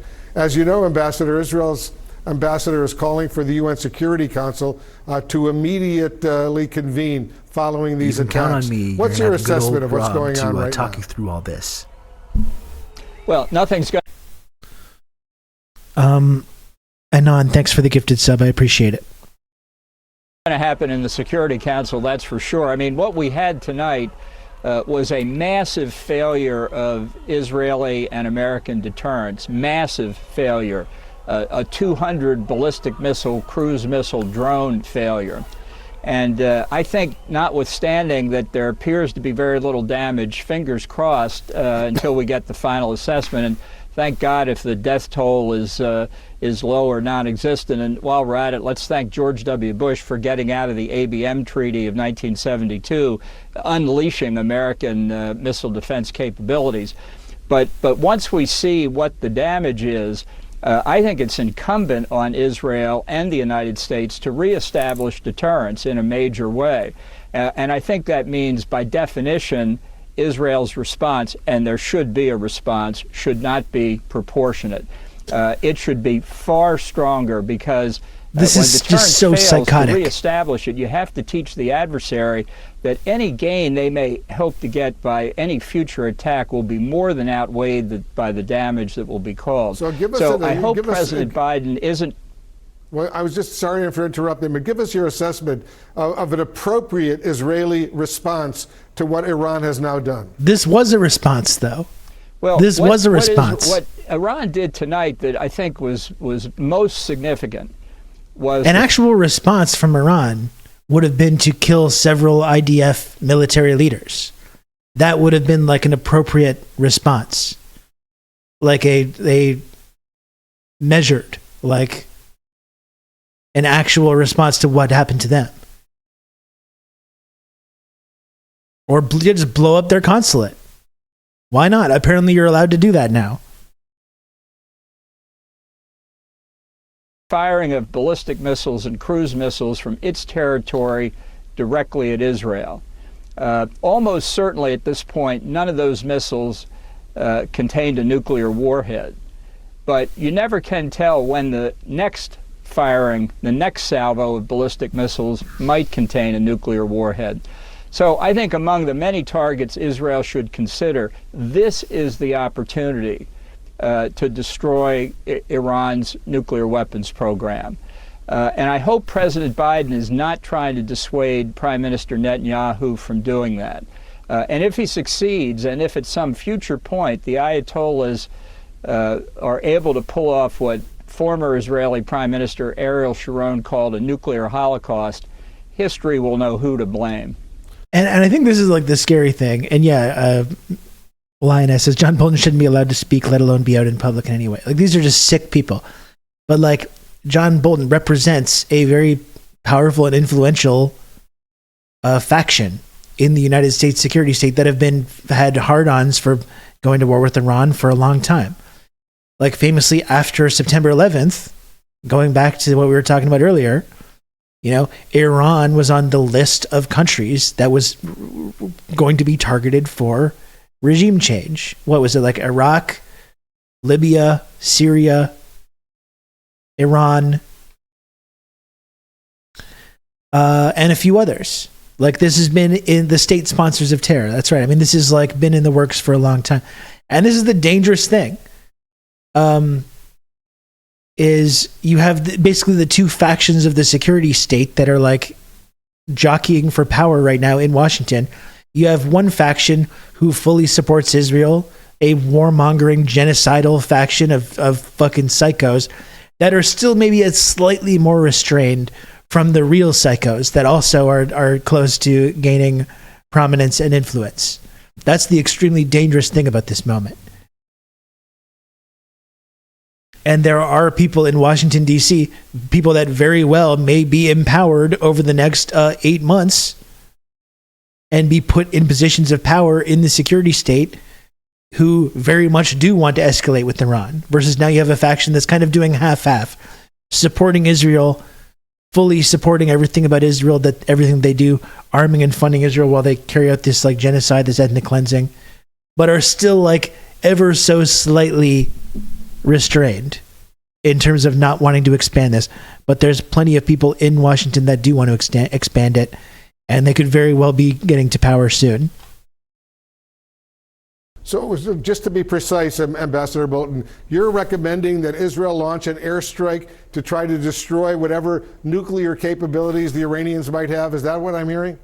They don't have nuclear capabilities. Right. If they did, they would probably be a lot more safe. Nuclear fuel cycle activities. Iran should have a nuke. Well known. You know, there's two. We're talking about two places here: Israel and Iran. Which one of those countries has nukes? Which one of those countries has a nuclear weapons program? It's not Iran. They should have one. Iran should have a nuke, and I'm part of the camp that thinks that Iran should be given a nuke or develop one somehow. But it's Israel that is that's a nuclear power in this situation. You know? It is clearly in Iran's interest to have a nuke. And Iran negotiated in good faith with the Obama administration to sign that deal so they would not have a nuclear weapons program in exchange for sanctions relief and certain other things. And it was the United States that broke that deal and walked away from that deal, which Iran was in full compliance of, spent years negotiating. And the United States just arbitrarily ended that deal and walked away from it. So if they do develop a nuclear weapons program, whose fault is that?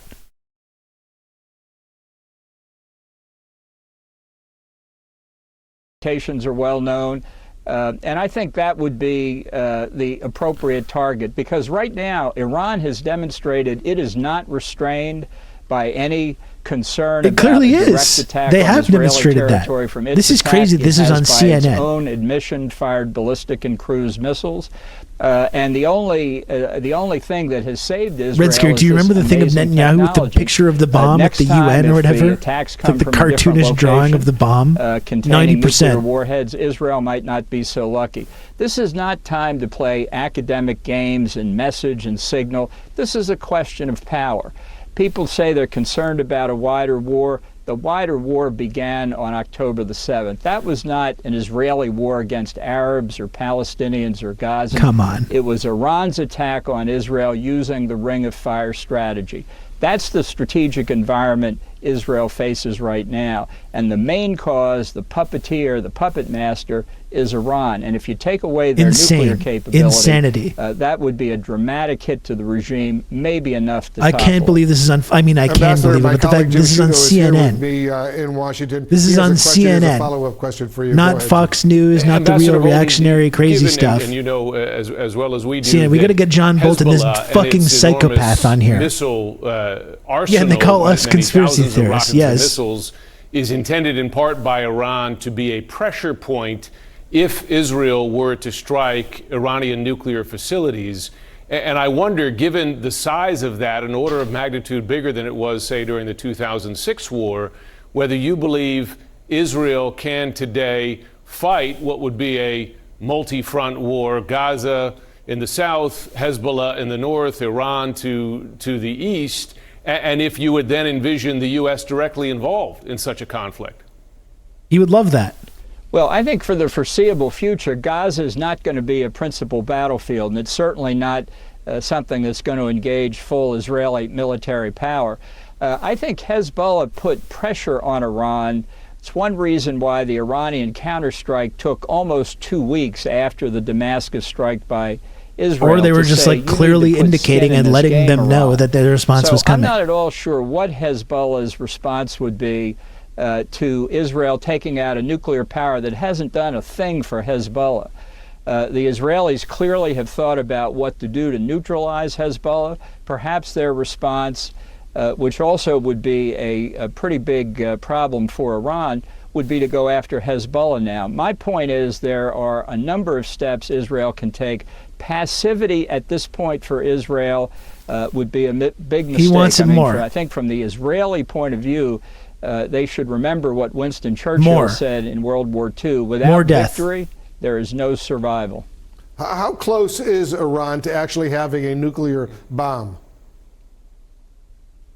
Well, I think about 72 hours that they can get if they send a wire transfer to the central bank of North Korea in Pyongyang and give the North Koreans enough time to put a couple warheads on an airplane and fly. I love when a plan comes together. Iran. You know, there's a lot of talk about how close Iran is compared to how close they were 4 or 5 years ago or before the Trump administration pulled out of the nuclear deal, all of which assumes perfect knowledge of Iran's nuclear weapons program. I think we should have enough experience with countries are not allowed to trade with each other now. Not to be so sure, not to know how much of Iran's uranium enrichment program is really being conducted under a mountain in North Korea. The fact is they're very close. The fact this is great. But like, don't watch Alex Jones. Alex Jones is a conspiracy theorist. Don't watch Rob Rousseau. He's a tanky campist conspiracy theorist. And then you turn on CNN. Iran's nuclear program is under a mountain in North Korea. Oh, okay, good. That's the real mainstream media, trustworthy, non-fake news that you can trust. R. Wolf, thanks for the 36 months of Prime. Thank you, R. Wolf. 36 months, 3 years. Congratulations on the 3-year Pearl sub badge. The serious people have entered the discussion. That's right. Allowing Iran any uranium enrichment capability, whatever. Ambassador Bolton, thank you so much for joining us. We'll continue this. It's absolutely psychotic. Anyway, I see there's this Al Jazeera piece on this as well. So maybe we can take a look at that. This is a more extensive Al Jazeera piece to talk about, will Israel respond? And we'll keep our eyes on if there's any new news. But like, this is the scary thing about this moment, though. Like, Biden is apparently telling Israel, don't respond. Everything kind of hinges on this not escalating because Iran walked this line of a totally justified attack, a response to Israel's provocation, their escalation, but doing so in a way that doesn't escalate this to this massive, disastrous regional conflict. The only thing that has to happen in order for that not to materialize is Israel needs to not act like complete psychos, like a psychotic death cult. And when those words come out of my mouth, I'm not so confident.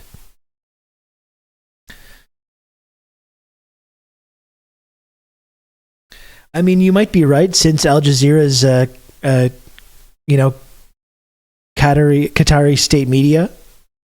I mean, they might have not I think if you can call them anti-Iran, I highly doubt the analysis that we're going to look at now is going to be it's going to be worse than having John Bolton on CNN in the United States being like, get the nukes, start World War III. You can point out that they're Qatari state media, but I feel like it will probably be, especially given their coverage of Israel and Palestine, I imagine it's going to be a little more nuanced than what we just watched. Israel respond to Iran's first ever direct attack. The Israeli government... Oh, I actually saw something else too that was really short before we get into this, which was just a thing on Sky News as well. I wanted to see this Sky News piece before we get into this. All right, let's look in a bit more detail what an Israeli response could be like. I'm joined by military analyst Professor Michael Clark. Professor Clark, great to have your thoughts on this today. So what more have we learnt from that attack over the weekend, and how likely is an Israeli response? Yeah, I mean, we're learning quite a lot more. After action reports come together, start to collate them. Always these things get a bit more complicated. The more you look at them, the less simplistic they seem when they first occur. So we're learning some more. I think the theme of what we're learning is that the Israelis were quite lucky in some respects because there were a lot of misfires. It's not lucky. How many yet? I'm trying to find out. But quite a lot of Iranian missiles didn't get much further than their It's not lucky. Their launch Again, site. they're not using their expensive high-tech weaponry that they do have, that we do know that they do have. Not nukes, but they've got plenty of serious hardware. So it's not about Israel being lucky. It's they used old shit and drones. For various reasons. So they count as a launch, but some of them self-destructed. So it could have been a bigger barrage that was on its way than... Yes. Well, the barrage was calculated at 330, but some proportion of that didn't get very far. So that's, take that out into account. And then when we see what the Allies are saying, I mean, the American Navy and Air Force say that between them, they think they got about 70 drones. The Israelis say 170 drones were launched now. That was their figure. 185 yesterday. They say 170 today on reflection. The Americans got about 70. The British got about a dozen. The French were there. We don't quite know how many. They got some on their side of the Iraqi-Syrian border. And the Jordanians, defending their own airspace in the Jordan Valley and on their border with Iraq and Syria, they got some as well. So it looks as if about over 100 of the 170 drones, maybe quite a lot more than 100, were brought down by the Allies. And the Americans got some of the ballistic missiles as well. The American Navy ships that were in the Mediterranean, they got a handful of the ballistic missiles, which is very good going. So the Israeli Jordan also helped shoot down some of these but they wouldn't have done quite as well strikes as well, which I'm sure went over very well with their populace. More political already on the verge of rebellion. What the Israelis are now thinking about and what they're going to do next. So will the Israelis respond? Yes, they're determined to respond. How do they respond? They're still talking about it, and the Allied voice is a bit louder in that response than it would have been before this attack was resisted in this way. Yeah, as our previous guest was saying, his sources are telling that they've resolved within the cabinet that they will respond. It's just the level of response. Yeah, when and how we don't quite know, but we're going to find out pretty soon. And the contribution that the Allies made to that defence, I think, has become quite interesting. Talk to us about what form it could take. I guess there are a few options, aren't there, as to how Israel could respond? I mean, the biggest options, one issue is distance, because the distance between Israel and Iran, the shortest distance between the two borders is about 650 miles. So it's getting on towards 1,000 miles or more if you're talking about targets inside Iran. So if the Israelis wanted to launch strong air attacks to really hurt Iran, then they've got to cross the airspace of Jordan, Iraq or Saudi Arabia, and they've got to get permission to fly. They won't. They've got all sorts of political reasons. They won't get that permission. Doesn't mean to say they wouldn't do it, but it means that it makes it even more politically controversial if they do. The alternative is to go the sea route, go the long way around. So to take a route all the way down the Red Sea, into the Gulf of Aden, right round into the Gulf and into Iran that way. It can be done, air-to-air refueling, but it's much more hazardous. And again, just talking about this, like, there's something so sick about just talking about this possibility of Iran returning, of Israel striking Iran. Like, this wouldn't lead to an absolute fucking disaster. Like, the idea, I feel like they're not getting that across enough, What's the message that they've gotten across? Iran, they tried to attack Israel and they basically were just too incompetent. Right? That's basically the line that they're kind of getting across. They were just too incompetent. All their shit doesn't work. But now Israel, of course, has to respond. So how might they do that? Well, they could take this route or that route. No one's talking about, like, again, this idea of deliberately responding in a way that doesn't escalate. And what's it going to mean for Israel not to escalate that even more? No mention of that. They're just talking about, oh, this is how they could do it. This is how they could do it. No mention of, like, by the way, this will be an unmitigated fucking disaster that will surely cause Iran to retaliate again for real, maybe perhaps this time, which is, like, not something that anyone should be taking lightly.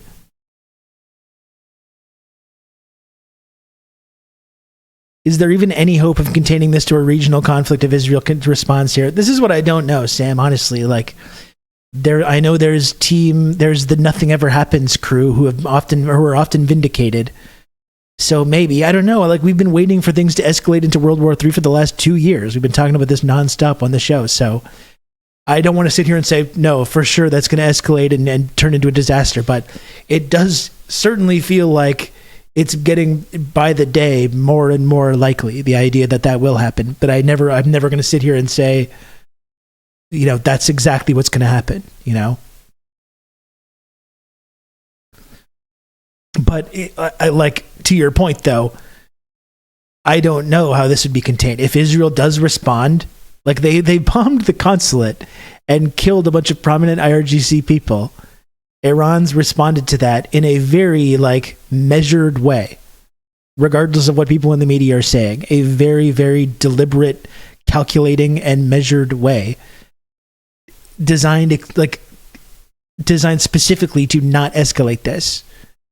And if now Israel escalates even more, if they attack Iran directly, not just their consulate or something like what these absolute psychos are talking about, I don't know. I don't know how that would not escalate even further. But again, the team "nothing ever happens" is often proved right. So I don't want to sit here and suggest that that's what's going to happen.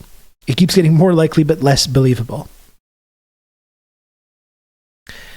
Arguably, World War III has been going on since 2001. Just depends on how we want to define it. I mean, arguably, it's been going on since the United States partitioned Korea.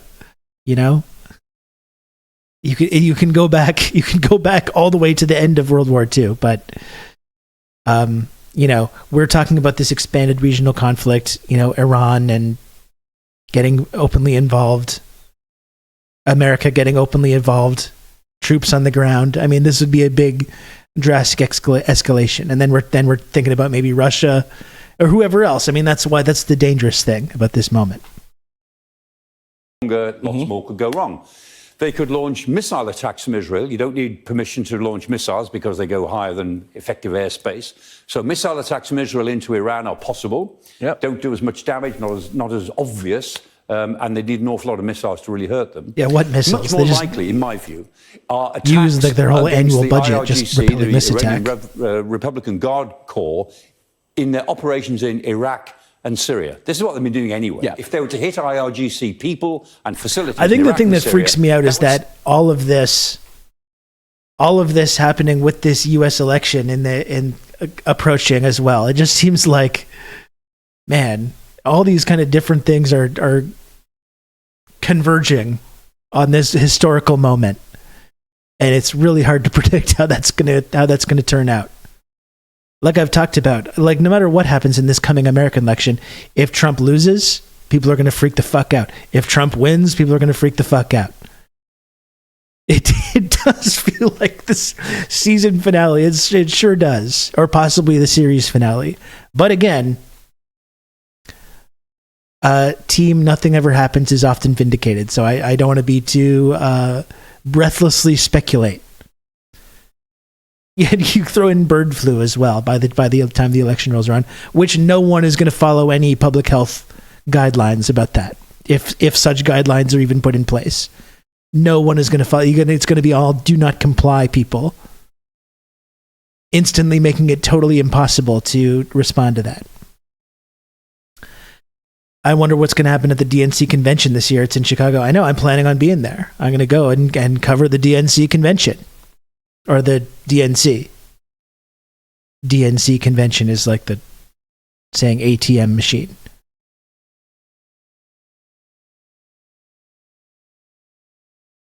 My favorite outcome is Trump wins but dies before inauguration, so we have whatever deranged VP he picks as president and everyone is pissed. Yeah, that's a good chaos pick.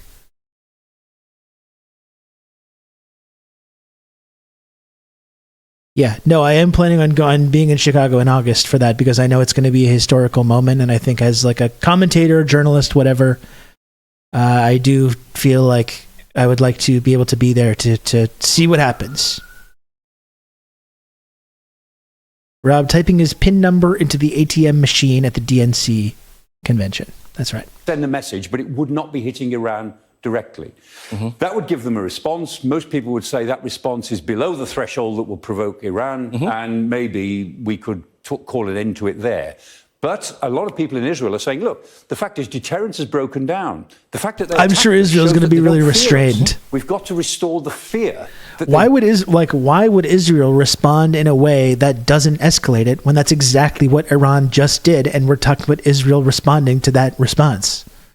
Now you're saying maybe Israel would just attack them in a way that doesn't meet the threshold to escalate it even further.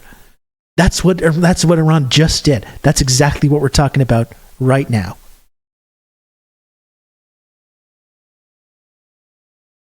This is good too.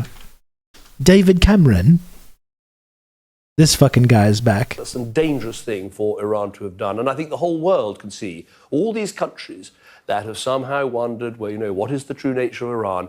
It's there in black and white. What would Britain It's do there. if a hostile- It's there in black and white. You mean they responded to their consulate being bombed and their IRGC people being killed in a totally measured way that didn't kill anyone and didn't destroy any infrastructure? Really? That's the black and white. The truth of Iran is on for all to see. Yeah, I agree. Actually, I agree, but I don't think we agree on what that actually has. What has been revealed. nation flatten one of our consulates? Well, we would take... Yeah, I mean, I'm amazed that they even asked this question. Listen to what she says. It's there in black and white. What would Britain do if a hostile nation flattened one of our consulates? Well, we would take, we would take the very... What would Britain do if someone flattened one of our consulates? Well, we would...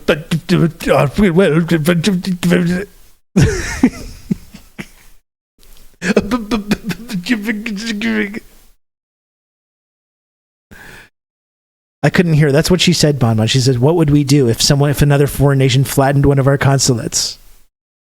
Do if a hostile nation flattened one of our consulates?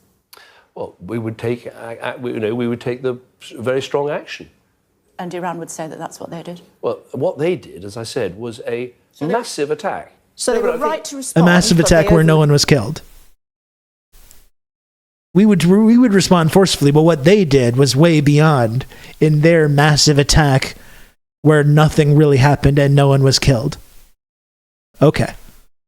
Reacted, is that what you're saying? What I'm saying is that the attack they carried out was on a very large scale, much bigger than people accepted. They have a right to respond. Well, countries have a right to respond when they feel they've suffered an aggression. Of course they do. But look at the scale of that response. Had those weapons not been shot down, respond, but they just overreacted. But they were. There could have been thousands of casualties, including civilians. There might have been. I think There that's a could really have been. important point to take into account. A reckless and dangerous thing for...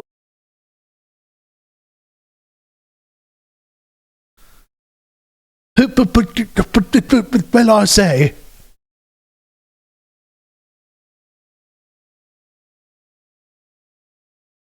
It's amazing trying to see them walk this line. Of course, we would respond forcefully, but not like this. Not like this. This attack that, again, killed nobody. How does the Iran strike compare to the bombing we carried out against the Houthis this year? Great question. They didn't even blow up an embassy. They just landed on some boats and stole some Funko Pops cargo. Exactly.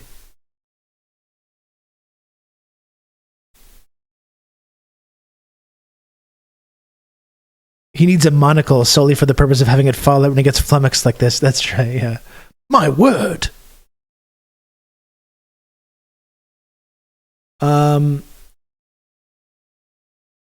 And yeah, shit like this.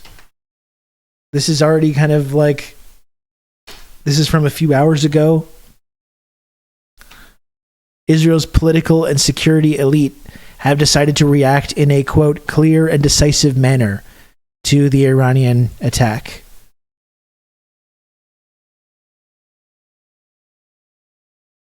This image attached to that news story.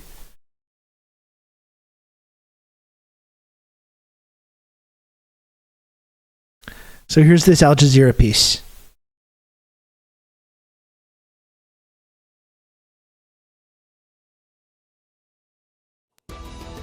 Will Israel respond to Iran's first ever direct attack? The Israeli government is under pressure not to retaliate, but says it's weighing its options. What could they be? And what would a direct confrontation between the regional rivals mean for an already volatile Middle East? This is Inside Story.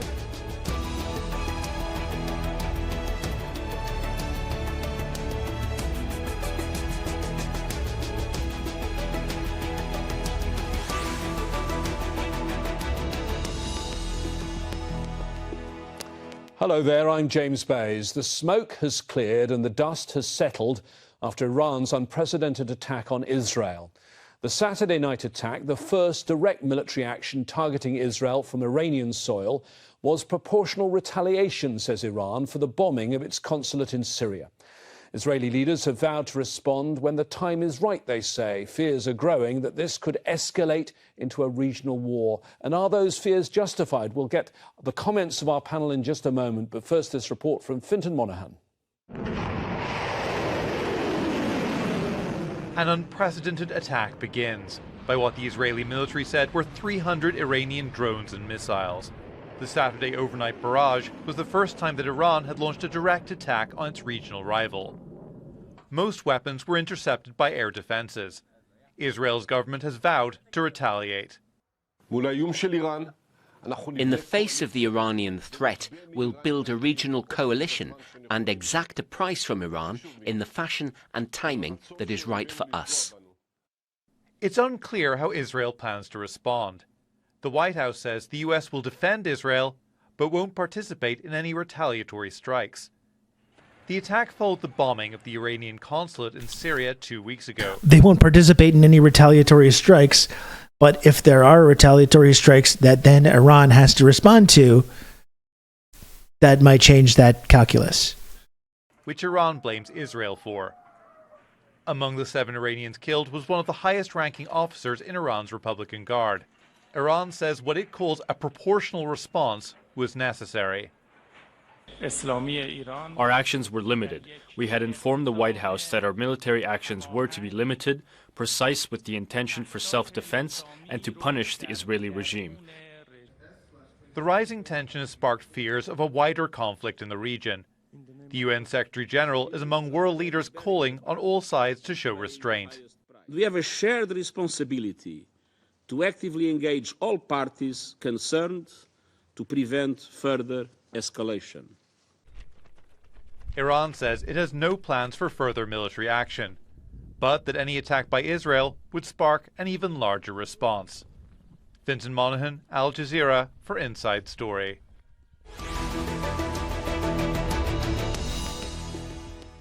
Let's discuss all of this with our panel of guests today. Joining us from Dayton, Ohio in the US today, Randa Slim is a senior fellow and director of conflict resolution at the Middle East Institute.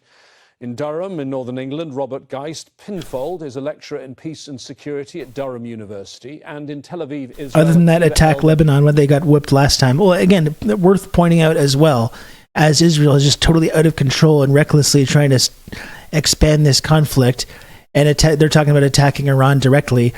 Meanwhile, they have this highly advanced, well-trained, well-armed, well-funded military that only knows how to fucking starve people and kill little kids, and don't know actually how to win military conflicts. And if they did expand the scope of this conflict, it would get their fucking asses handed to them, which is why they need the United States to come in and help them. Because if they actually started trying to enact some of these attacks, Red Scary says they're literally talking about settling southern Lebanon, it's not going to go so well for them. Because when they have to fight actual military conflicts that don't involve just bombing a concentration camp or maiming or murdering little kids, things don't go quite as well for them.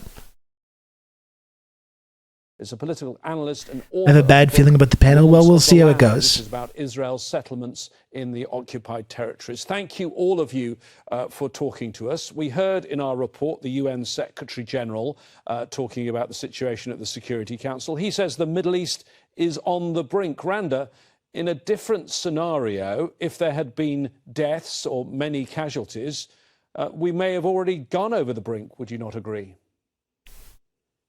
Yes, of course. I think we might have gotten over the brink, and that's why I think Iran might have, or Iran staged this attack in a way to avoid civilian death, to avoid fatalities.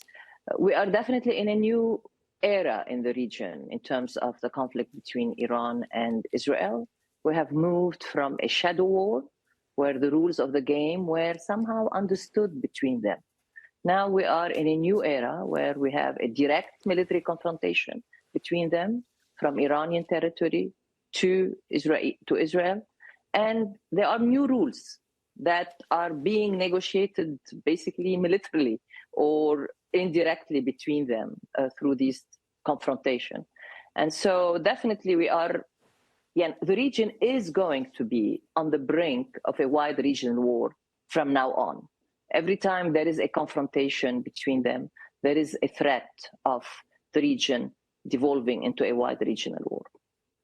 Akiva, we know Prime Minister Netanyahu's views on Iran. I've attended for more than the last 10 years the UN General Assembly every year in New York, the high-level session. And some years he's not mentioned the Palestinians. He's done his whole speech about Iran. Are you surprised that so far he's shown some restraint? I'm not surprised because it's not just Netanyahu now. There is a war cabinet where you can see members of the Central Party, Gantz and Eisenkot, that they are watching him very carefully. It's like they are babysitting him.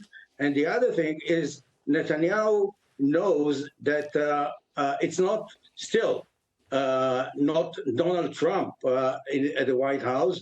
We have a president that doesn't trust Netanyahu, and he knew that this Iranian attack wouldn't have ended the way it did.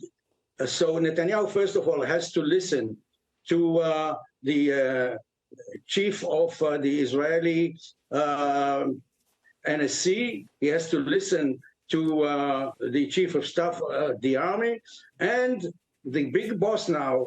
I think that the real prime minister of Israel in these days, maybe since October 7th, is Joe Biden, not Netanyahu. The Israeli public doesn't trust him.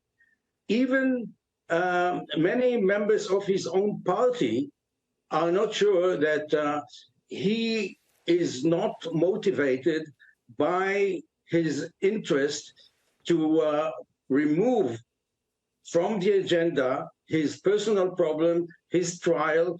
And this, actually, I read today that President Trump is using the conflict between Israel and Iran in order to move the American agenda from his trial, from his own problems. So there are some similarities between Netanyahu and Trump. And maybe Netanyahu is waiting, hoping that in November, there will be someone else at the White House that he can convince to attack Iran like he. Let's not talk about Israeli influence on the United States elections, though, and interfering in the electoral process or American democracy.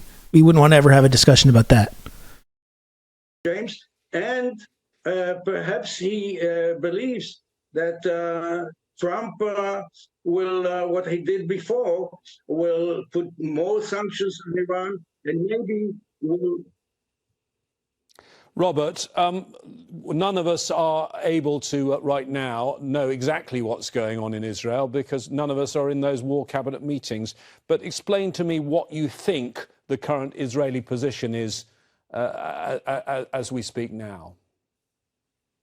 Well, you know, whenever we talk about Israeli politics, we like to kind of create this simple divide between hawks and doves, you know, those who want a more extreme response to any kind of event like this. Though the responses that we're hearing so far, and this is all very much hearsay and leaks, it shows you just how, you know, we can't rely too much on this characterization. We had people like Gadi Eisenkot, we had people like Benny Gantz, who are supposed doves in Israel's current coalition, actually arguing that Israel should immediately respond to Iran whilst that Iranian attack was taking place.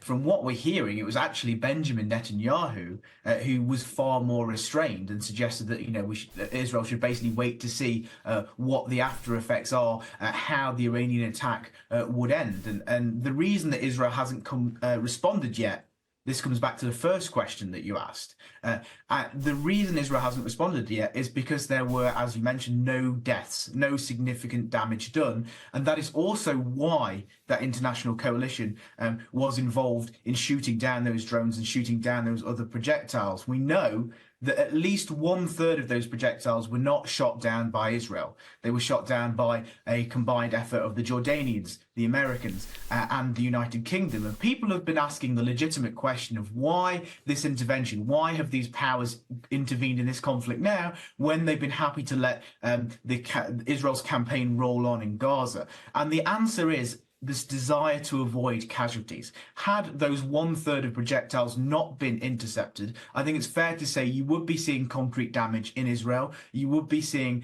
casualties, possibly, particularly at the Netiv military base, which seems to have been the target of these attacks. So in that intervention, that international coalition has basically pulled the rug out from those extremists in Israel who, no matter what the consequences, would be arguing for Israel to respond decisively, perhaps by actually attacking Iranian soil.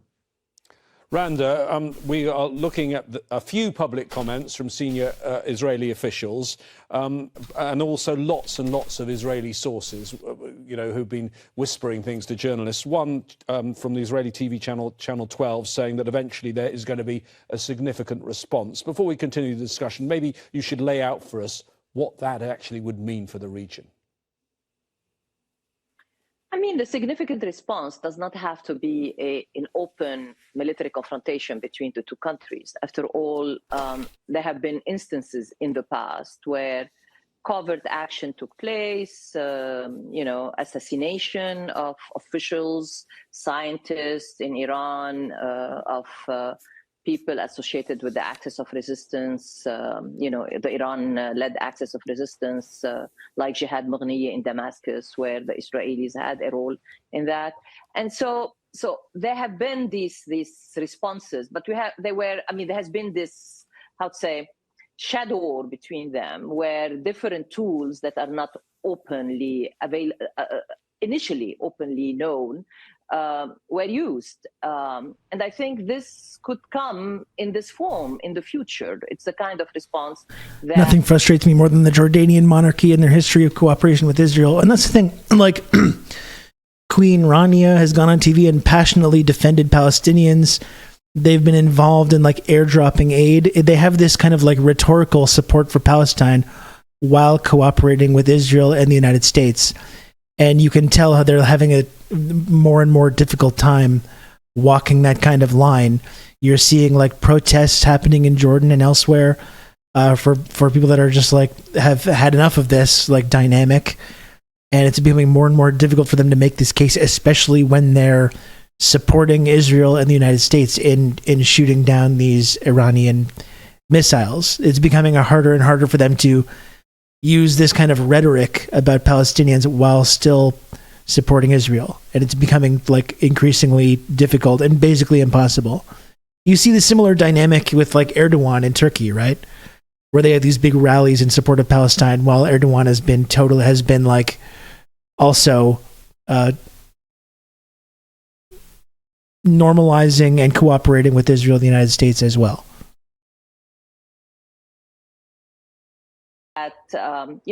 People on both. The king acts like a special forces commander to drop like 30 MREs on starving toddlers. Yeah, exactly. Know that a retaliation has taken place, and we might not know about it for a while.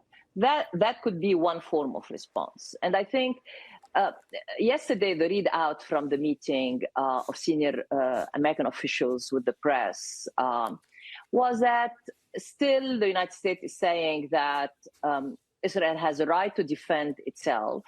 And so they have not closed the door on some kind of a response by Israel. But as the reports have said, the Secretary of Defense basically informed his Israeli counterpart, let us know ahead of time.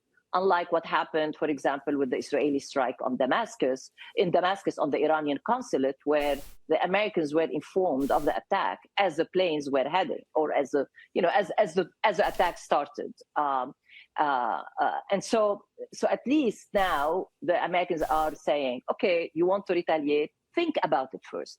Think about the cost of this retaliation, and also what kind of retaliation. President Biden has made it clear that he's not going to support what he called an offensive reaction against Iran by Israel. And so what kind of retaliation will be considered defensive, and what kind of retaliation will be considered by the American as offensive? Okay, and so, I'd like to we'll talk see. about the possible military options there are for Israel in a moment. But Robert, you heard Randa there talk about the shadow war that had been going on.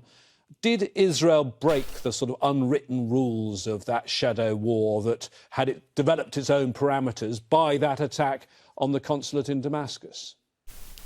I don't think so. I mean, this was obviously an escalation. What happened there was not a usual occurrence in the shadow war, but you have to remember that Israel has done things like this previously, including attacks on sovereign Israeli territory. We've had individuals involved in the Iranian nuclear program assassinated within Iran's borders, and Iran didn't respond to those assassinations in the way it responded to this attack on the consulate, which took place, as you say, in Damascus, not actually in Iran, in Syria on the 1st of April. So Iran is basically trying to change the rules of the game. Iran is trying to rein in Israel and say, look, if you carry out these kind of attacks, they will not be met by a response in the shadow war, perhaps through one of our proxies. They will be met by a direct attack on Israeli territory. And that's exactly why there's still this support or appetite in Israel from some sections of Israeli society for a decisive response, even though there were no casualties. To basically say we cannot let Iran change the rules of the game. They have to pay a high price for doing what they've done, regardless of how the attack actually panned out. Akiva, you are there in Tel Aviv. Let me That's ask you totally about nonsensical. the appetite among the public for further retaliation. What has the Iranian attacks done to public opinion? Has it unified the country behind Netanyahu? Well, James, it takes me back to 91, to the first Gulf War, where the Israeli people were divided as well as the cabinet. And Mr. Shamir has accepted the American request to use restraint and not to retaliate after Tel Aviv was attacked by Scud missiles from Iraq. And I think until today, it depends whom you ask. If you ask a voter of the Likud or Ben-Gvir, he will tell you that restraint is weakness. Yeah, I do feel like bombing embassies should count as changing the rules of the game. Yeah, I do. Absolutely. In the Middle East, in this part of the world, you cannot afford not to retaliate, and you can even turn a blind eye or a blind ear to the request of the President of the United States. Well, Shamir listened to President Bush Sr., and he swallowed the humiliation. And now it brings us to your question, James. There are Israelis who are very grateful to the President Biden, and they believe that Netanyahu should keep listening to him. For them, this They're not listening. attack on Saturday, and people were stocking up waters, batteries. Now they are stuck with a lot of them. I went Sunday to the museum, and I was told that me and my wife were the first and only visitors in the museum. So people have a feeling of relief and grateful, and they also know how important it is, the alliance with the Arab neighbors. Netanyahu is, of course, riding on this success, because the headlines in the Israeli papers is that Israel technology, Israeli high-tech, has proven its significant... Yes, or enacting an ongoing genocide with full support of the West is changing the rules of the game as well. Yes. More so than a barrage of drones and missiles with a week-long warning that this attack was coming, I would say. The success, and actually even this is a great day for the Israeli military industry, that now there is more demand of the facilities of interception drones. It is proven that it's very efficient. Countries have an obligation to intervene I believe that during a genocide, especially when all these internet, like, it shouldn't have to come to that, but all these international institutions that are there to prevent exactly that from occurring are just being totally ignored. The ICJ and the UN have both said, you have to stop. They've both said now, these big international institutions have both said, you have to stop. And they're being ignored. So at what is left? What options are left over at that moment? That's changing the rules of the game. Ignoring the ICJ and the UN when they're saying, stop doing what you're doing. And Israel just saying, like, no, you're Hamas. The ICJ is Hamas. The UN is Hamas. That's changing the rules of the game. And when these international institutions that are there to stop these exact kinds of situations from unfolding are not working to, like, enact that result, what options are then left? That's the question. So no, we shouldn't be talking about Iran changing the rules of the game.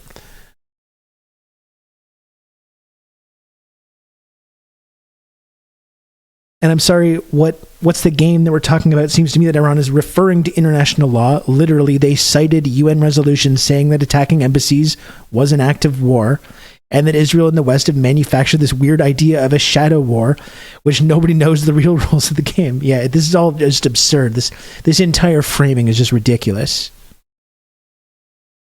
We're very concerned. You can count on me. You're going to have good old Rob to talk you through all this. Hamas is everywhere. Am I Hamas? I gotta go. What? You jump out the window? I'm Hamas. Doc, thank you for the 30 months of Tier 2. I appreciate it. Thank you for all the support, Doc. We're sitting near the radio and television until 2 o'clock. And the Iranians were very generous because they gave us the timeline of the attack.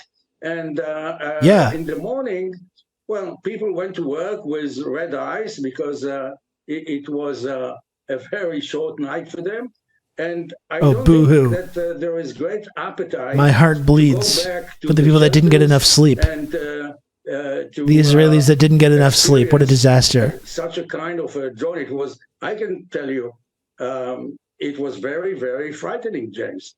Okay, well, let's bring in Randa there. What options do you think Israel has if it's going to respond in They could stop doing the genocide. That's one option. A full-on military attack. I mean, is there some sort of symbolic attack? Again, so we're talking about a symbolic, non-escalatory attack. Again, that's what Iran did. That was the symbolic, non-escalatory attack. And they've said, we consider this closed. We consider this settled. That's the symbolic, non-escalatory attack. It already happened. A cyber attack, an attack on somewhere that's not Israeli, Iranian. Why does Al Jazeera suck so much ass? Well, that's the thing. Al Jazeera has done some fantastic work covering the genocide and talking about Palestine. But I think, like we were talking about, the whole geopolitical relationship between Qatar and Iran makes it a little bit more difficult for them to talk about this with the same kind of forceful, unapologetic viewpoint that they report on Palestine with. But like we were saying, even with that taking that into consideration, still way better coverage, more nuanced coverage than what we're seeing on CNN, where they're bringing on John Bolton to be like, we need to do World War III. So you kind of take what you can get. Soil, attack one of its proxies, for example? I think the Israeli response will be some kind of better. I don't know what, but one option would be, a cyber attack on the systems that have been used in the attack on Israel, or some kind of an attack on the base from where missiles, drones were launched, whether it's a targeted attack or whether it's a cyber attack. So I think this is a kind of symbolism that Iran will understand. So they said we attacked, they were direct hit on the base from where the weapons that were used in the attack on Damascus were launched. And then so a reply from Israel in targeting the places from where the weapons used in the Iranian attack on Israel were launched, or the system themselves, would be that kind of symbolism that... Next up on Power and Politics, David Fromm. Tit for tat, which this is a kind of, how to say, rule that has so far governed their shadow war. But again, we are in a different era. For the first time, you have direct attack from Iranian soils on Israeli soil. Understand the covert attacks that targeted Iranian scientists on Iranian territory. I understand that. I get that. Interesting. Someone mentioned that finally. Of attack, and we are now this confrontation between the two, the contestation between the two, is now governed by new rules, and so we are entering this interregnum period where each one of them is going to try to set these new rules, or how to say, and until these new rules between them that governs these contestations are basically negotiated via different means, diplomatic, military, whatever, and understood by everybody and governing the next phase of the contestation, we are entering a very... Yeah, was attacking the Iran embassy, was that the shadow war? Stalemate, where any kind of attack between the two, shadow or direct, can devolve into a regional war. And that's where the region is coming in. The region right now is feeling, regional leaders, people in the region are feeling that let's list the new rules. Let's get them on out there. Situation, a different phase of the conflict. That's why you are hearing all of the foreign ministers, all the leaders pushing for de-escalation, You're right, Randa. Randa, you're right. There are so many people calling for restraint, among them President Biden. But Robert, there are also voices coming from the US that are saying, no, don't show restraint. This is the time to finish the job. Take out Iran's nuclear facilities. Just listen to John Bolton. He used to be President Trump's national security advisor, speaking on a US cable TV station. A way to pin that down is he was doing the rounds after Iran's nuclear weapons program, which I think it can destroy or disable in very substantial part. If Israel is prepared to go after Iran's nuclear program, the United States should proudly join them. What do you make of that, Robert? Well, what I make of it is people who have been saying the same thing for years, using any sort of current events to say the same thing they've been saying for years. John Bolton on any day would tell you that Israel should strike Iran's nuclear program, and now he just sees an opportunity to basically legitimize his cause. And you're seeing that in Israel as well. You're seeing people, as we've mentioned, like Itamar Ben-Gvir, Minister of Public Security, Bezalel Smotrich, Minister of Finance, saying that, we have to throw the gloves off, to hell with proportionality, we basically have to go crazy, in the words of Ben-Gvir. But again, these pyromaniacs have been saying the same thing for years. They're just trying to cash in on this latest opportunity. Now, there's very little evidence that Israel could actually do the damage to Iran's nuclear program with a kinetic attack that people like John Bolton are arguing. We've talked about cyber attacks. There was the Stuxnet virus, which was allegedly created by the Israelis and Americans, which set the Iranian nuclear program at least as far back as a kinetic strike would have done. Iran's nuclear program is not like the Iraqi nuclear program or the Syrian nuclear program, which Israel disabled with one precision strike. It is deep underground. It is dispersed throughout the country. These targets are very hardened. They are well protected, and so one Israeli strike couldn't do the job. Israel might be able to take the Iranian nuclear program back a few years, but then that would be another game changer. That would basically set the bar higher for an Iranian retaliation against Israel. So Israeli leaders have to ask themselves, is the price really worth it? Would they be able to get enough out of it by setting the Iranian nuclear program back by a few years? I would argue that they wouldn't.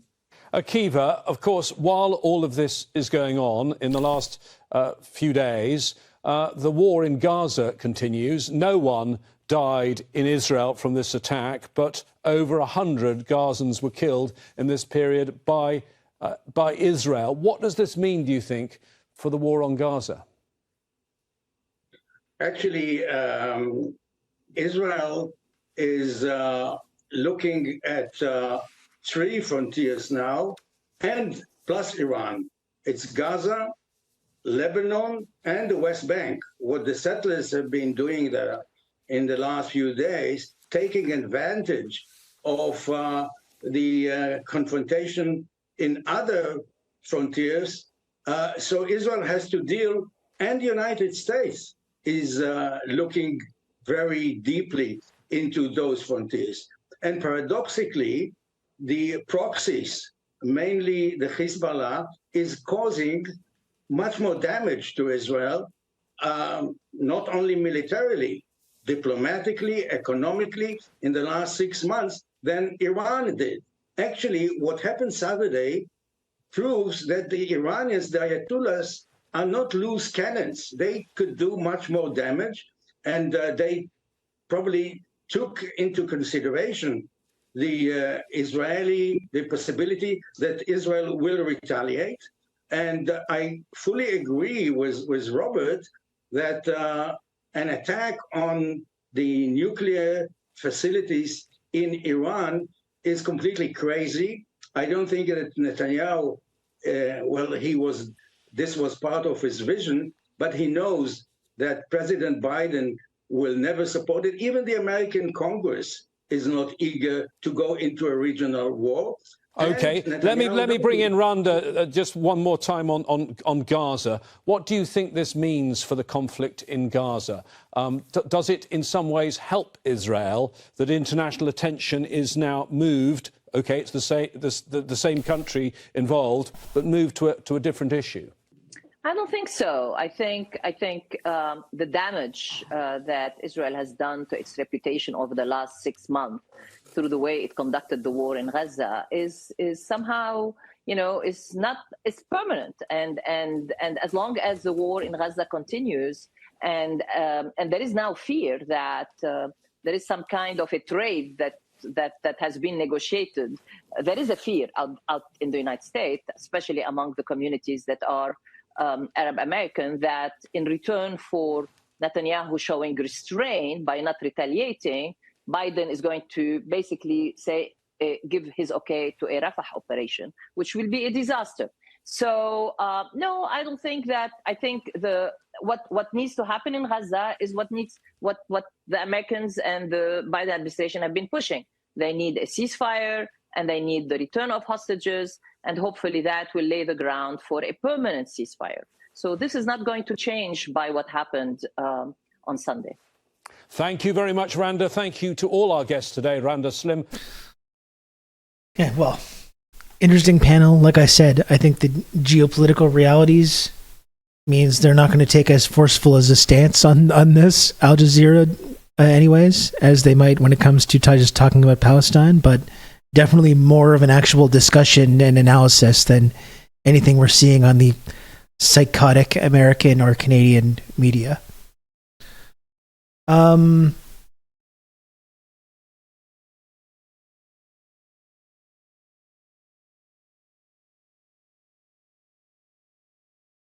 Hold on.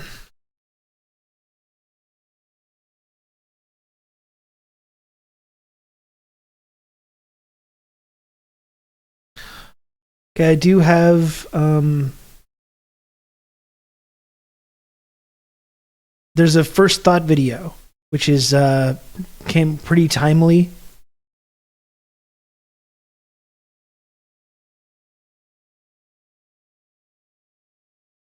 About this. Let me just find it now. Of course, I lose it. Yeah, there's a first thought video. What happens if Israel goes to war with Iran, which maybe in light of like this possible escalation is probably something we should refresh ourselves with.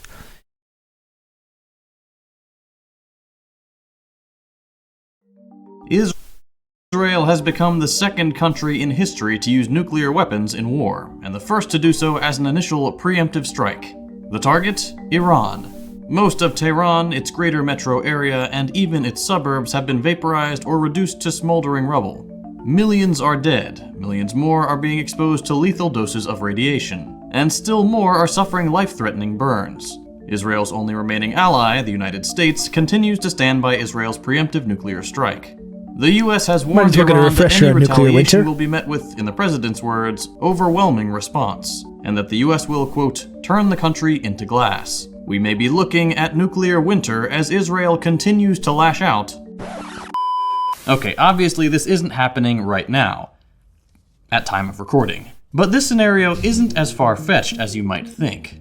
A 2013 study set out to understand the medical consequences of a nuclear exchange between Iran and Israel in the near future, with a focus on the distribution of casualties in urban environments. Academics have been taking this scenario seriously for over a decade, and as the genocide in Gaza continues, it's now abundantly clear that Israel is the nation most likely to initiate a full-scale nuclear or conventional war in the region. Let's explore the consequences of a war between Israel, Iran, and their respective allies. Before we answer that, we'd like to take a quick moment to thank this episode's sponsor, Aura.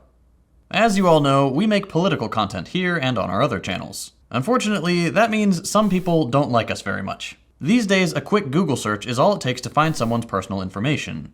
Data brokers sell your information to scammers, spammers, and anyone else who may want to target you. Your full name, email, home address, health records, your relatives, it's all readily available for those who want to find it. That's why I've been using Aura to help keep my private details private. Aura shows me which data brokers are selling my information universally and respected and admired for me. myself. This not only cuts down on the amount of spam I get, but also helps keep all my accounts safe from bad actors. And Aura does so much more. It's a VPN, a password manager, an antivirus. It even offers identity theft insurance and parental controls. And the best part is, it's all in one place and very reasonably priced. So if you're like me and you value your privacy and staying safe online, visit aura.com/firstthought and get your first 2 weeks absolutely free. No strings attached. Try it out, and I promise you'll appreciate the peace of mind. Support the show and protect your valuable data by signing up today at the link below.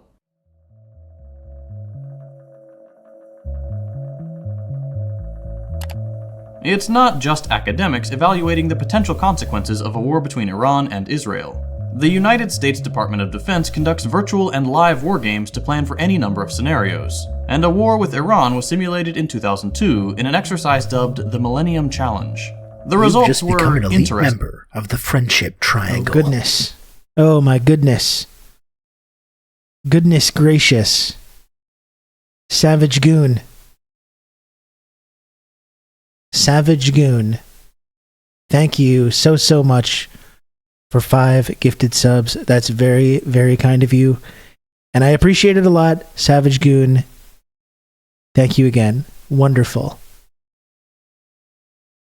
Goon Gang. To say the least. The Pentagon asked retired Marine Corps General Paul Van Riper to command the Iranian or Red Forces due to his reputation. Yeah, I've been talking about the Millennium Challenge for a while now as well, Johnny. I mean, the last time... Anytime war with Iran comes up, we got to talk about the Millennium Challenge, I think. Look, I remember talking about it a lot after Soleimani was assassinated, which really kicked off our new sort of hell world era, didn't it? Like, if you could maybe say Trump administration in general kicked it off, but 2020, Soleimani assassinated right away, and it's just been a fucking roller coaster since that time. Faced with the imminent preemptive U.S. attack, Van Riper decided to go on the offensive as soon as U.S. forces, including 2 aircraft carriers, 6 amphibious ships, and their combined escorts, bore down on him. Van Riper actually wanted to win the exercise, which is an accurate portrayal of Iranian leaders, and therefore refused to let the American preemptive strike succeed. Van Riper managed to sink the entire fleet, including the Marine Landing Force. The exercise was effectively over as soon as it began. Following this humiliating defeat, the U.S. brass instructed Van Riper that he could not shoot down the aircraft flying cover missions for their ground forces. Mom said it's my turn with the controller. They had to give Van Riper the third-party, shitty, like, gigantic N64 controller.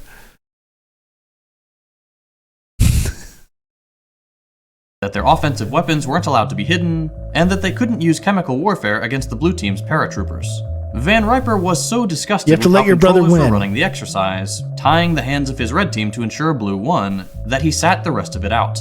With these remarkable handicaps in place, the US succeeded in destroying Iran's military capabilities. The exercise demonstrated that the US was inflexible and wasn't able to think quickly in response to the offensive response to the preemptive attack, and that this would not serve the US well in an actual conflict. This simulation, as well as the resistance strike on Israel on October 7th, shows that no matter how much sophisticated technology your military utilizes, Yes, Soleimani was innovative January. warfare combined with adaptability can be just as lethal. Since It was like even January the 3rd or arrogant US 4th. recognizes that Iran is a formidable force, let's examine their military industry from its early days till today as it continues to thrive despite heavy sanctions.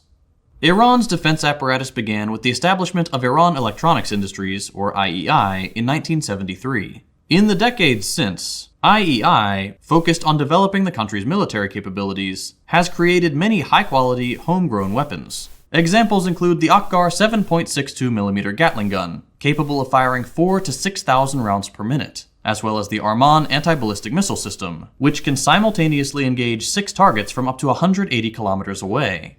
There's also the Fatah, a hypersonic ballistic missile with a range of 1,400 kilometers and a top speed of Mach 15, a staggering 5.1 kilometers per second. Venus, the one in Predator, they actually had to take off a helicopter and like figure out how to make it handheld. Since speeds that high are difficult to comprehend, it would be like flying from the Pentagon to the White House in 1 second, or crossing the Strait of Dover, 32 kilometers or 20 miles wide, in just 6 seconds. As if this isn't impressive enough, remember, all of this is being accomplished under a severe sanctions regime. However, these are the accomplishments of just one company. Iran possesses the largest inventory of missiles in West Asia, with a significant number being ballistic missiles specifically. Clearly, this hasn't been accomplished through the efforts of a single company. As a whole, Iran's defense ministry is focused on developing and stockpiling missile systems, naval platforms, assorted weapons, and air defenses while revitalizing its aging air and ground capabilities. It's geared towards supporting Iran's overall There's a military Gatling gun strategy, sentry in which is centered Helldivers, around deterrence and Punchman, not one you can retaliatory operate capabilities, yourself. utilizing unconventional warfare operations and a network of militant partners and proxies. But how is it pulling all this off under the suffocating sanctions regime? The answer can be summed up in 2 words: reverse engineering. Having been forced to transition away from importing weapons and technology, Iran has become arguably the most successful country at reverse engineering and developing its military equipment based on examples of enemy, mostly US, weapons in the field. Additionally, collaboration between Iran and Russia has seen a transfer of Western weapon systems for research and development, enabling Iran to drastically enhance its military capabilities. For example, reports indicate that Iran's successful Sadid 365 anti-tank guided missile was allegedly reverse engineered from American defense systems. The Ra'ad 2 self-propelled howitzer exemplifies Iran's dedication to maintaining legacy weapon systems through the same reverse engineering, while combining various bits of foreign hardware. And of course, we can't forget to mention Iranian drones, which have been in the news quite a bit due to their use by Russia in Ukraine and resistance groups in and around Palestine. Iranian drones have earned their place because of their versatility, low price of manufacture, and effectiveness. They can carry out an assortment of missions, including surveillance, reconnaissance, and attacks. This makes them an extremely valuable asset for Iran, since they don't have a traditional air force with fighters and bombers. Additionally, the country has emphasized its goal to improve the accuracy, lethality, and over-the-horizon capabilities of its drones. But Iran hasn't just been building weapons and drones. They've also built state-of-the-art bases from which they can conduct their operations. Recently, Iran unveiled one such structure to the world, the Parchin Underground Facility. Located approximately 20 kilometers southeast of downtown Tehran, the Parchin facility reflects Iran's efforts to significantly enhance its homegrown military capabilities. While the work that goes on in the facility is not publicly available information, we know it's connected to the larger Parchin military complex. It's believed that the complex includes a large network of tunnels which might allow for additional military modalities not before moved underground, such as supply chains, which are otherwise vulnerable to attacks. The Parchin military complex is most notable for being the hub of Iran's nuclear science It's and linked to the defense Hamas tunnels, oh While no. Iran does not possess nuclear weapons, government officials in Israel and the United States have repeatedly expressed grave concern about the Iranian nuclear program, despite the latter pulling out of the long-sought Iran nuclear deal signed during the Obama regime. Iranian weapons have been and continue to be used in modern warfare in various Time to conflicts rewatch the and new by Top various Gun, actors. yeah. They've obviously been utilized by Iran's own military forces, but more importantly by Iranian-backed groups in conflicts across West Asia, most notably by Lebanon's Hezbollah and Yemen's For sure, Ansar Biden Allah. in the last 10 years has aged the so scope much. of their use in modern warfare can be seen in Syria, where Iranian drones, missiles, and small arms have been used extensively in the Syrian civil war to support Assad and other pro-government forces. Iran has provided military aid to the Syrian government and deployed its forces, including the Islamic Revolutionary Guard Corps, in the conflict. It can also be seen in Yemen, where they've supplied Ansar Allah with drones and ballistic missiles. These weapons have been used in attacks against Saudi Arabia and, more recently, in attacks on any ship attempting to do business with the Israeli colonial project. In Iraq, militias have been equipped with Iranian air defense systems and small arms, and have used them in the fight against ISIS and in other internal conflicts. And last but not least, I in thought Lebanon, ISIS was bad. I thought that's something we should support. rockets with differing ranges and capabilities have been used by Hezbollah against Israel and other regional adversaries. One variant, the Haseb rocket, has a range of 8 to 10 kilometers and an 8 kg high-explosive warhead, and is modeled on the Chinese Type 63 multiple rocket launcher. With such a short range, these are best used against ground forces. The Ra'ad or Thunder rockets are I thought wire-guided ISIS was defeated, anti-tank yet they've missiles come out of based on retirement to attack all of America's enemies and Israel's enemies. It's just a total coincidence, though.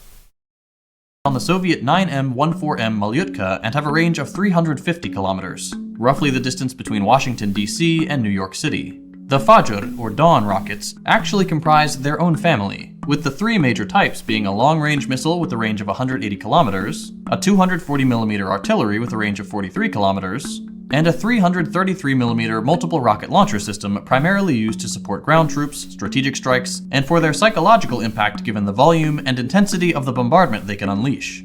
Lastly, the Zelzal, or earthquake, rockets are the longest range of their non-hypersonic missiles, with a range of 200 kilometers, or roughly the distance between LA and San Diego. It comes in two variants, the 2 and 3. The Zelzal 3 is a guided missile, and must be launched using a specialized transporter erector, and are used as general artillery shells. The Zelzal 2, on the other hand, is an unguided, truck-launched rocket primarily used against armored vehicles, including the Israeli Merkava main battle tank, and buildings occupied by infantry units. The rocket delivers a massive 600 kg payload. Iran's arsenal of homegrown weaponry is formidable. With all this firepower, it's not hard to see why the US lost so badly in their simulation.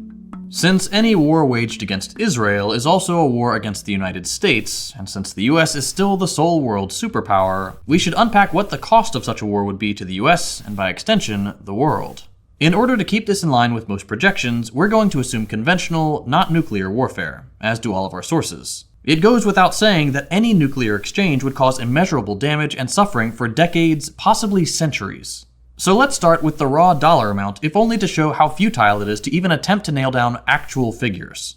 A full-scale US invasion of Iran has been estimated to cost $1.7 trillion, according to a report by the Federation of American Scientists.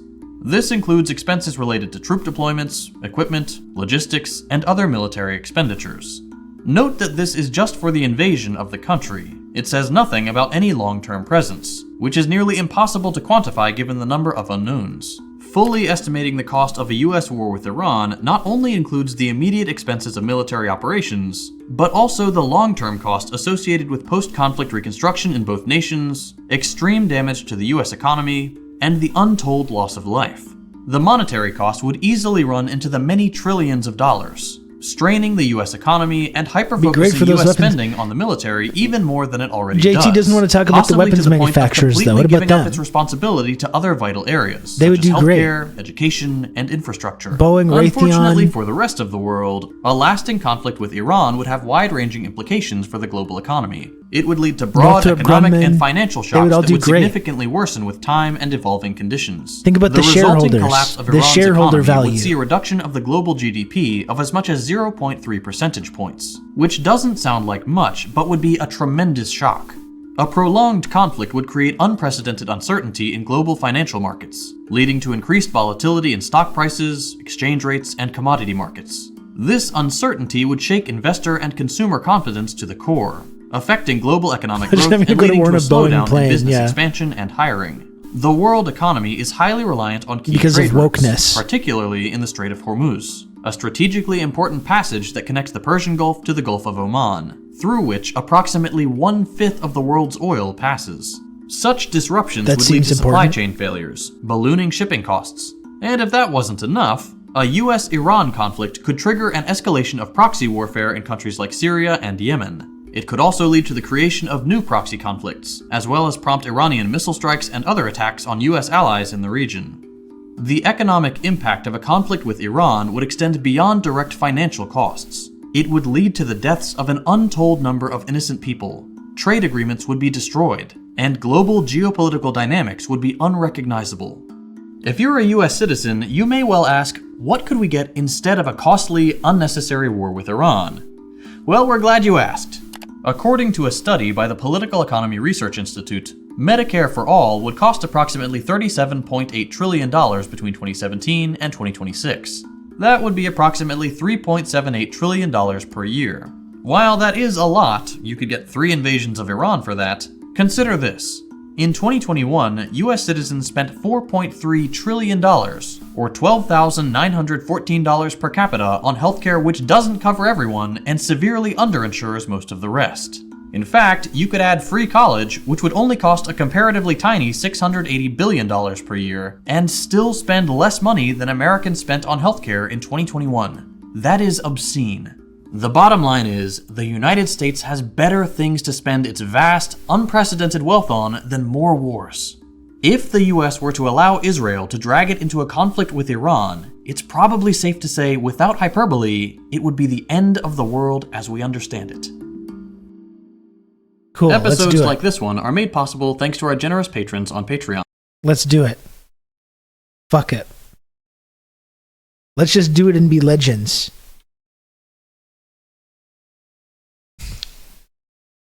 Let's just do it and be legends. Anyway, that was a good video by JT there. To really underscore what this might actually look like. In case, because there's still all kinds of Americans that are like, Iran's about to find out why we don't have free healthcare. Yeah. That's what they were saying about Yemen, which immediately did not work. But in case there's anyone that has illusions about how this is going to go, they think it's going to be some cakewalk or whatever. I mean, it's probably important to keep that in mind.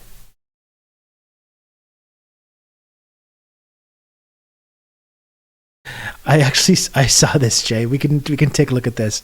I got to get going soon. But I mean, this has been a great episode. This has been some really great discussion on this. I appreciate everyone for tuning in. This is very funny. I saw this in a group chat that I'm in, and I didn't get a chance to look at the video. Canada is just completely cooked. They really are. This is what for this reactionary set in Canada, they just really do believe now that they should just be allowed to do whatever they want, and anytime someone says no to them, it's like Stalinism. I would like to do actual Stalinism with some of these folks. This convoy carbon tax protester who filmed himself refusing to pay taxes on his Home Depot purchase wears a dog shock collar to try to keep his own rage in check. I'm sure it's great to be part of this guy's family. I have what I call a direct shock anger management device, otherwise known as a dog shock collar. Right now I keep it at 20. If I get really angry, I'll bring it up to 50, but you can do it at 5, whatever works for you. These people are so mad at Trudeau that they're giving themselves electroshocks. I've done therapy. I've done forensic therapy. Forensic therapy is serious. That's court ordered. You can't just go and get a forensic therapist. Why did you have court-ordered forensic therapy, I wonder? Medications and breathing techniques and what have you. I've tried everything. But this, my friends, this works. I've been doing it for a month now, and I already notice a difference. When I'm about to get angry, when I'm about to lose control, when my PTS is about to kick in, I shock myself. Boom. It's done. Then I get to keep control, and I don't. There's actually a Michael Crichton novel about this, The Terminal Man. So I hope that you see this. If this is for you, I hope it helps, because it fucking helps me. Maybe I checked with my doctor first, make sure you ain't got no heart problems, right? I'm not a doctor. I'm not giving anybody medical advice. Yeah, no shit, buddy. Speak to a professional first, but definitely it works for me.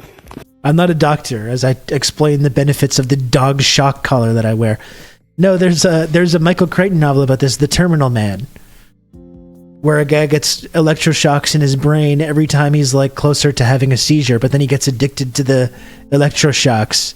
So his body starts having seizures all the time, and he gets more and more shocks until he like has this like psychotic break. That's what's going to happen with this guy. He's going to get addicted to the shocks. He's going to go into rage mode all the time because he can't stop shocking himself. Yeah, literally just Pavlovian conditioning himself. Exactly. I'm fairly certain the doctors are going to say, what the fuck you want to do? Really? Yeah. Just wait till he starts getting aroused by this. The HTA says it's 3 months till he has it on his testicles. I don't want to think about that. That's horrifying to think about. I'm going to ask my doctor about using a shock collar to control my rage, but I'm not going to ask him about heart problems, not whether I'm batshit insane. He was filmed yesterday trying to shake all the cops' hands who were at the border protest, and none of them would. These are the people that are like are going to lead. This is the movement that's going to put the next conservative wave in power, in office, in Canada. These are the people that are going to be calling the shots. And I, for one, can't wait. I think it's going to be really great stuff.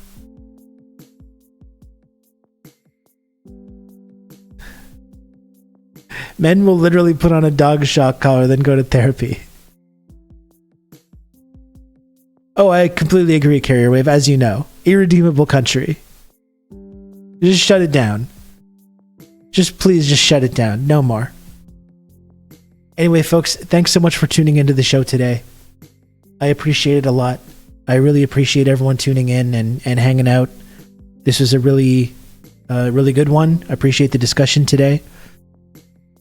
I'm sure this whole week we're going to be following this story and probably talking about it a lot. So make sure to tune in Tuesday, Wednesday, Thursday, Friday as well. That's all.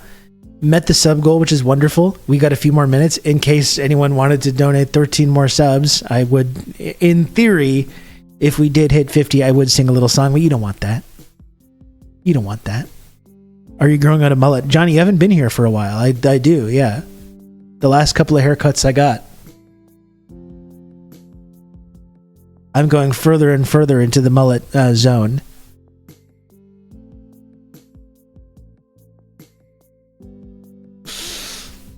You can count on me. You're going to have good old Rob to talk you through all this.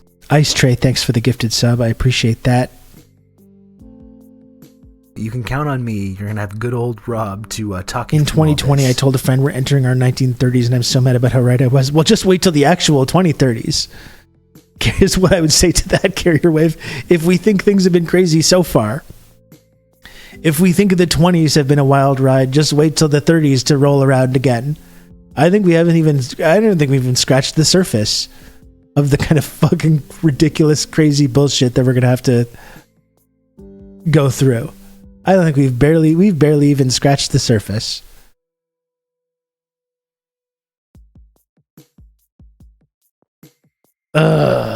Anyway, I'm gonna get going.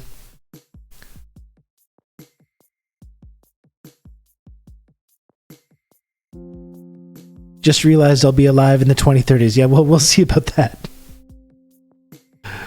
We will see about that.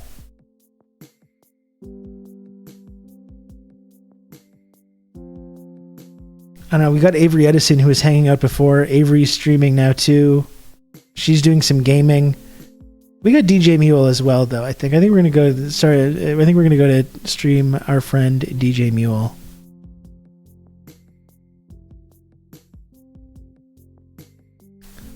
I did really appreciate Avery hanging out, though.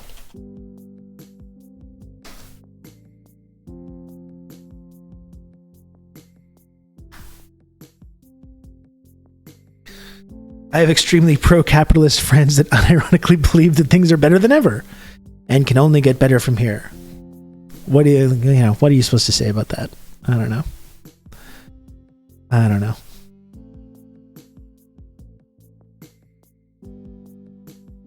Anyway, thanks again, folks.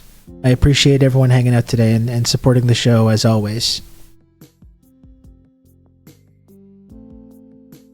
I will be back tomorrow. If World War III happens tonight, I'll log back on tonight, but we'll see. Let's just take this one stop. Let's take this one step at a time. I said stop because Eugeni's talking about GameStop.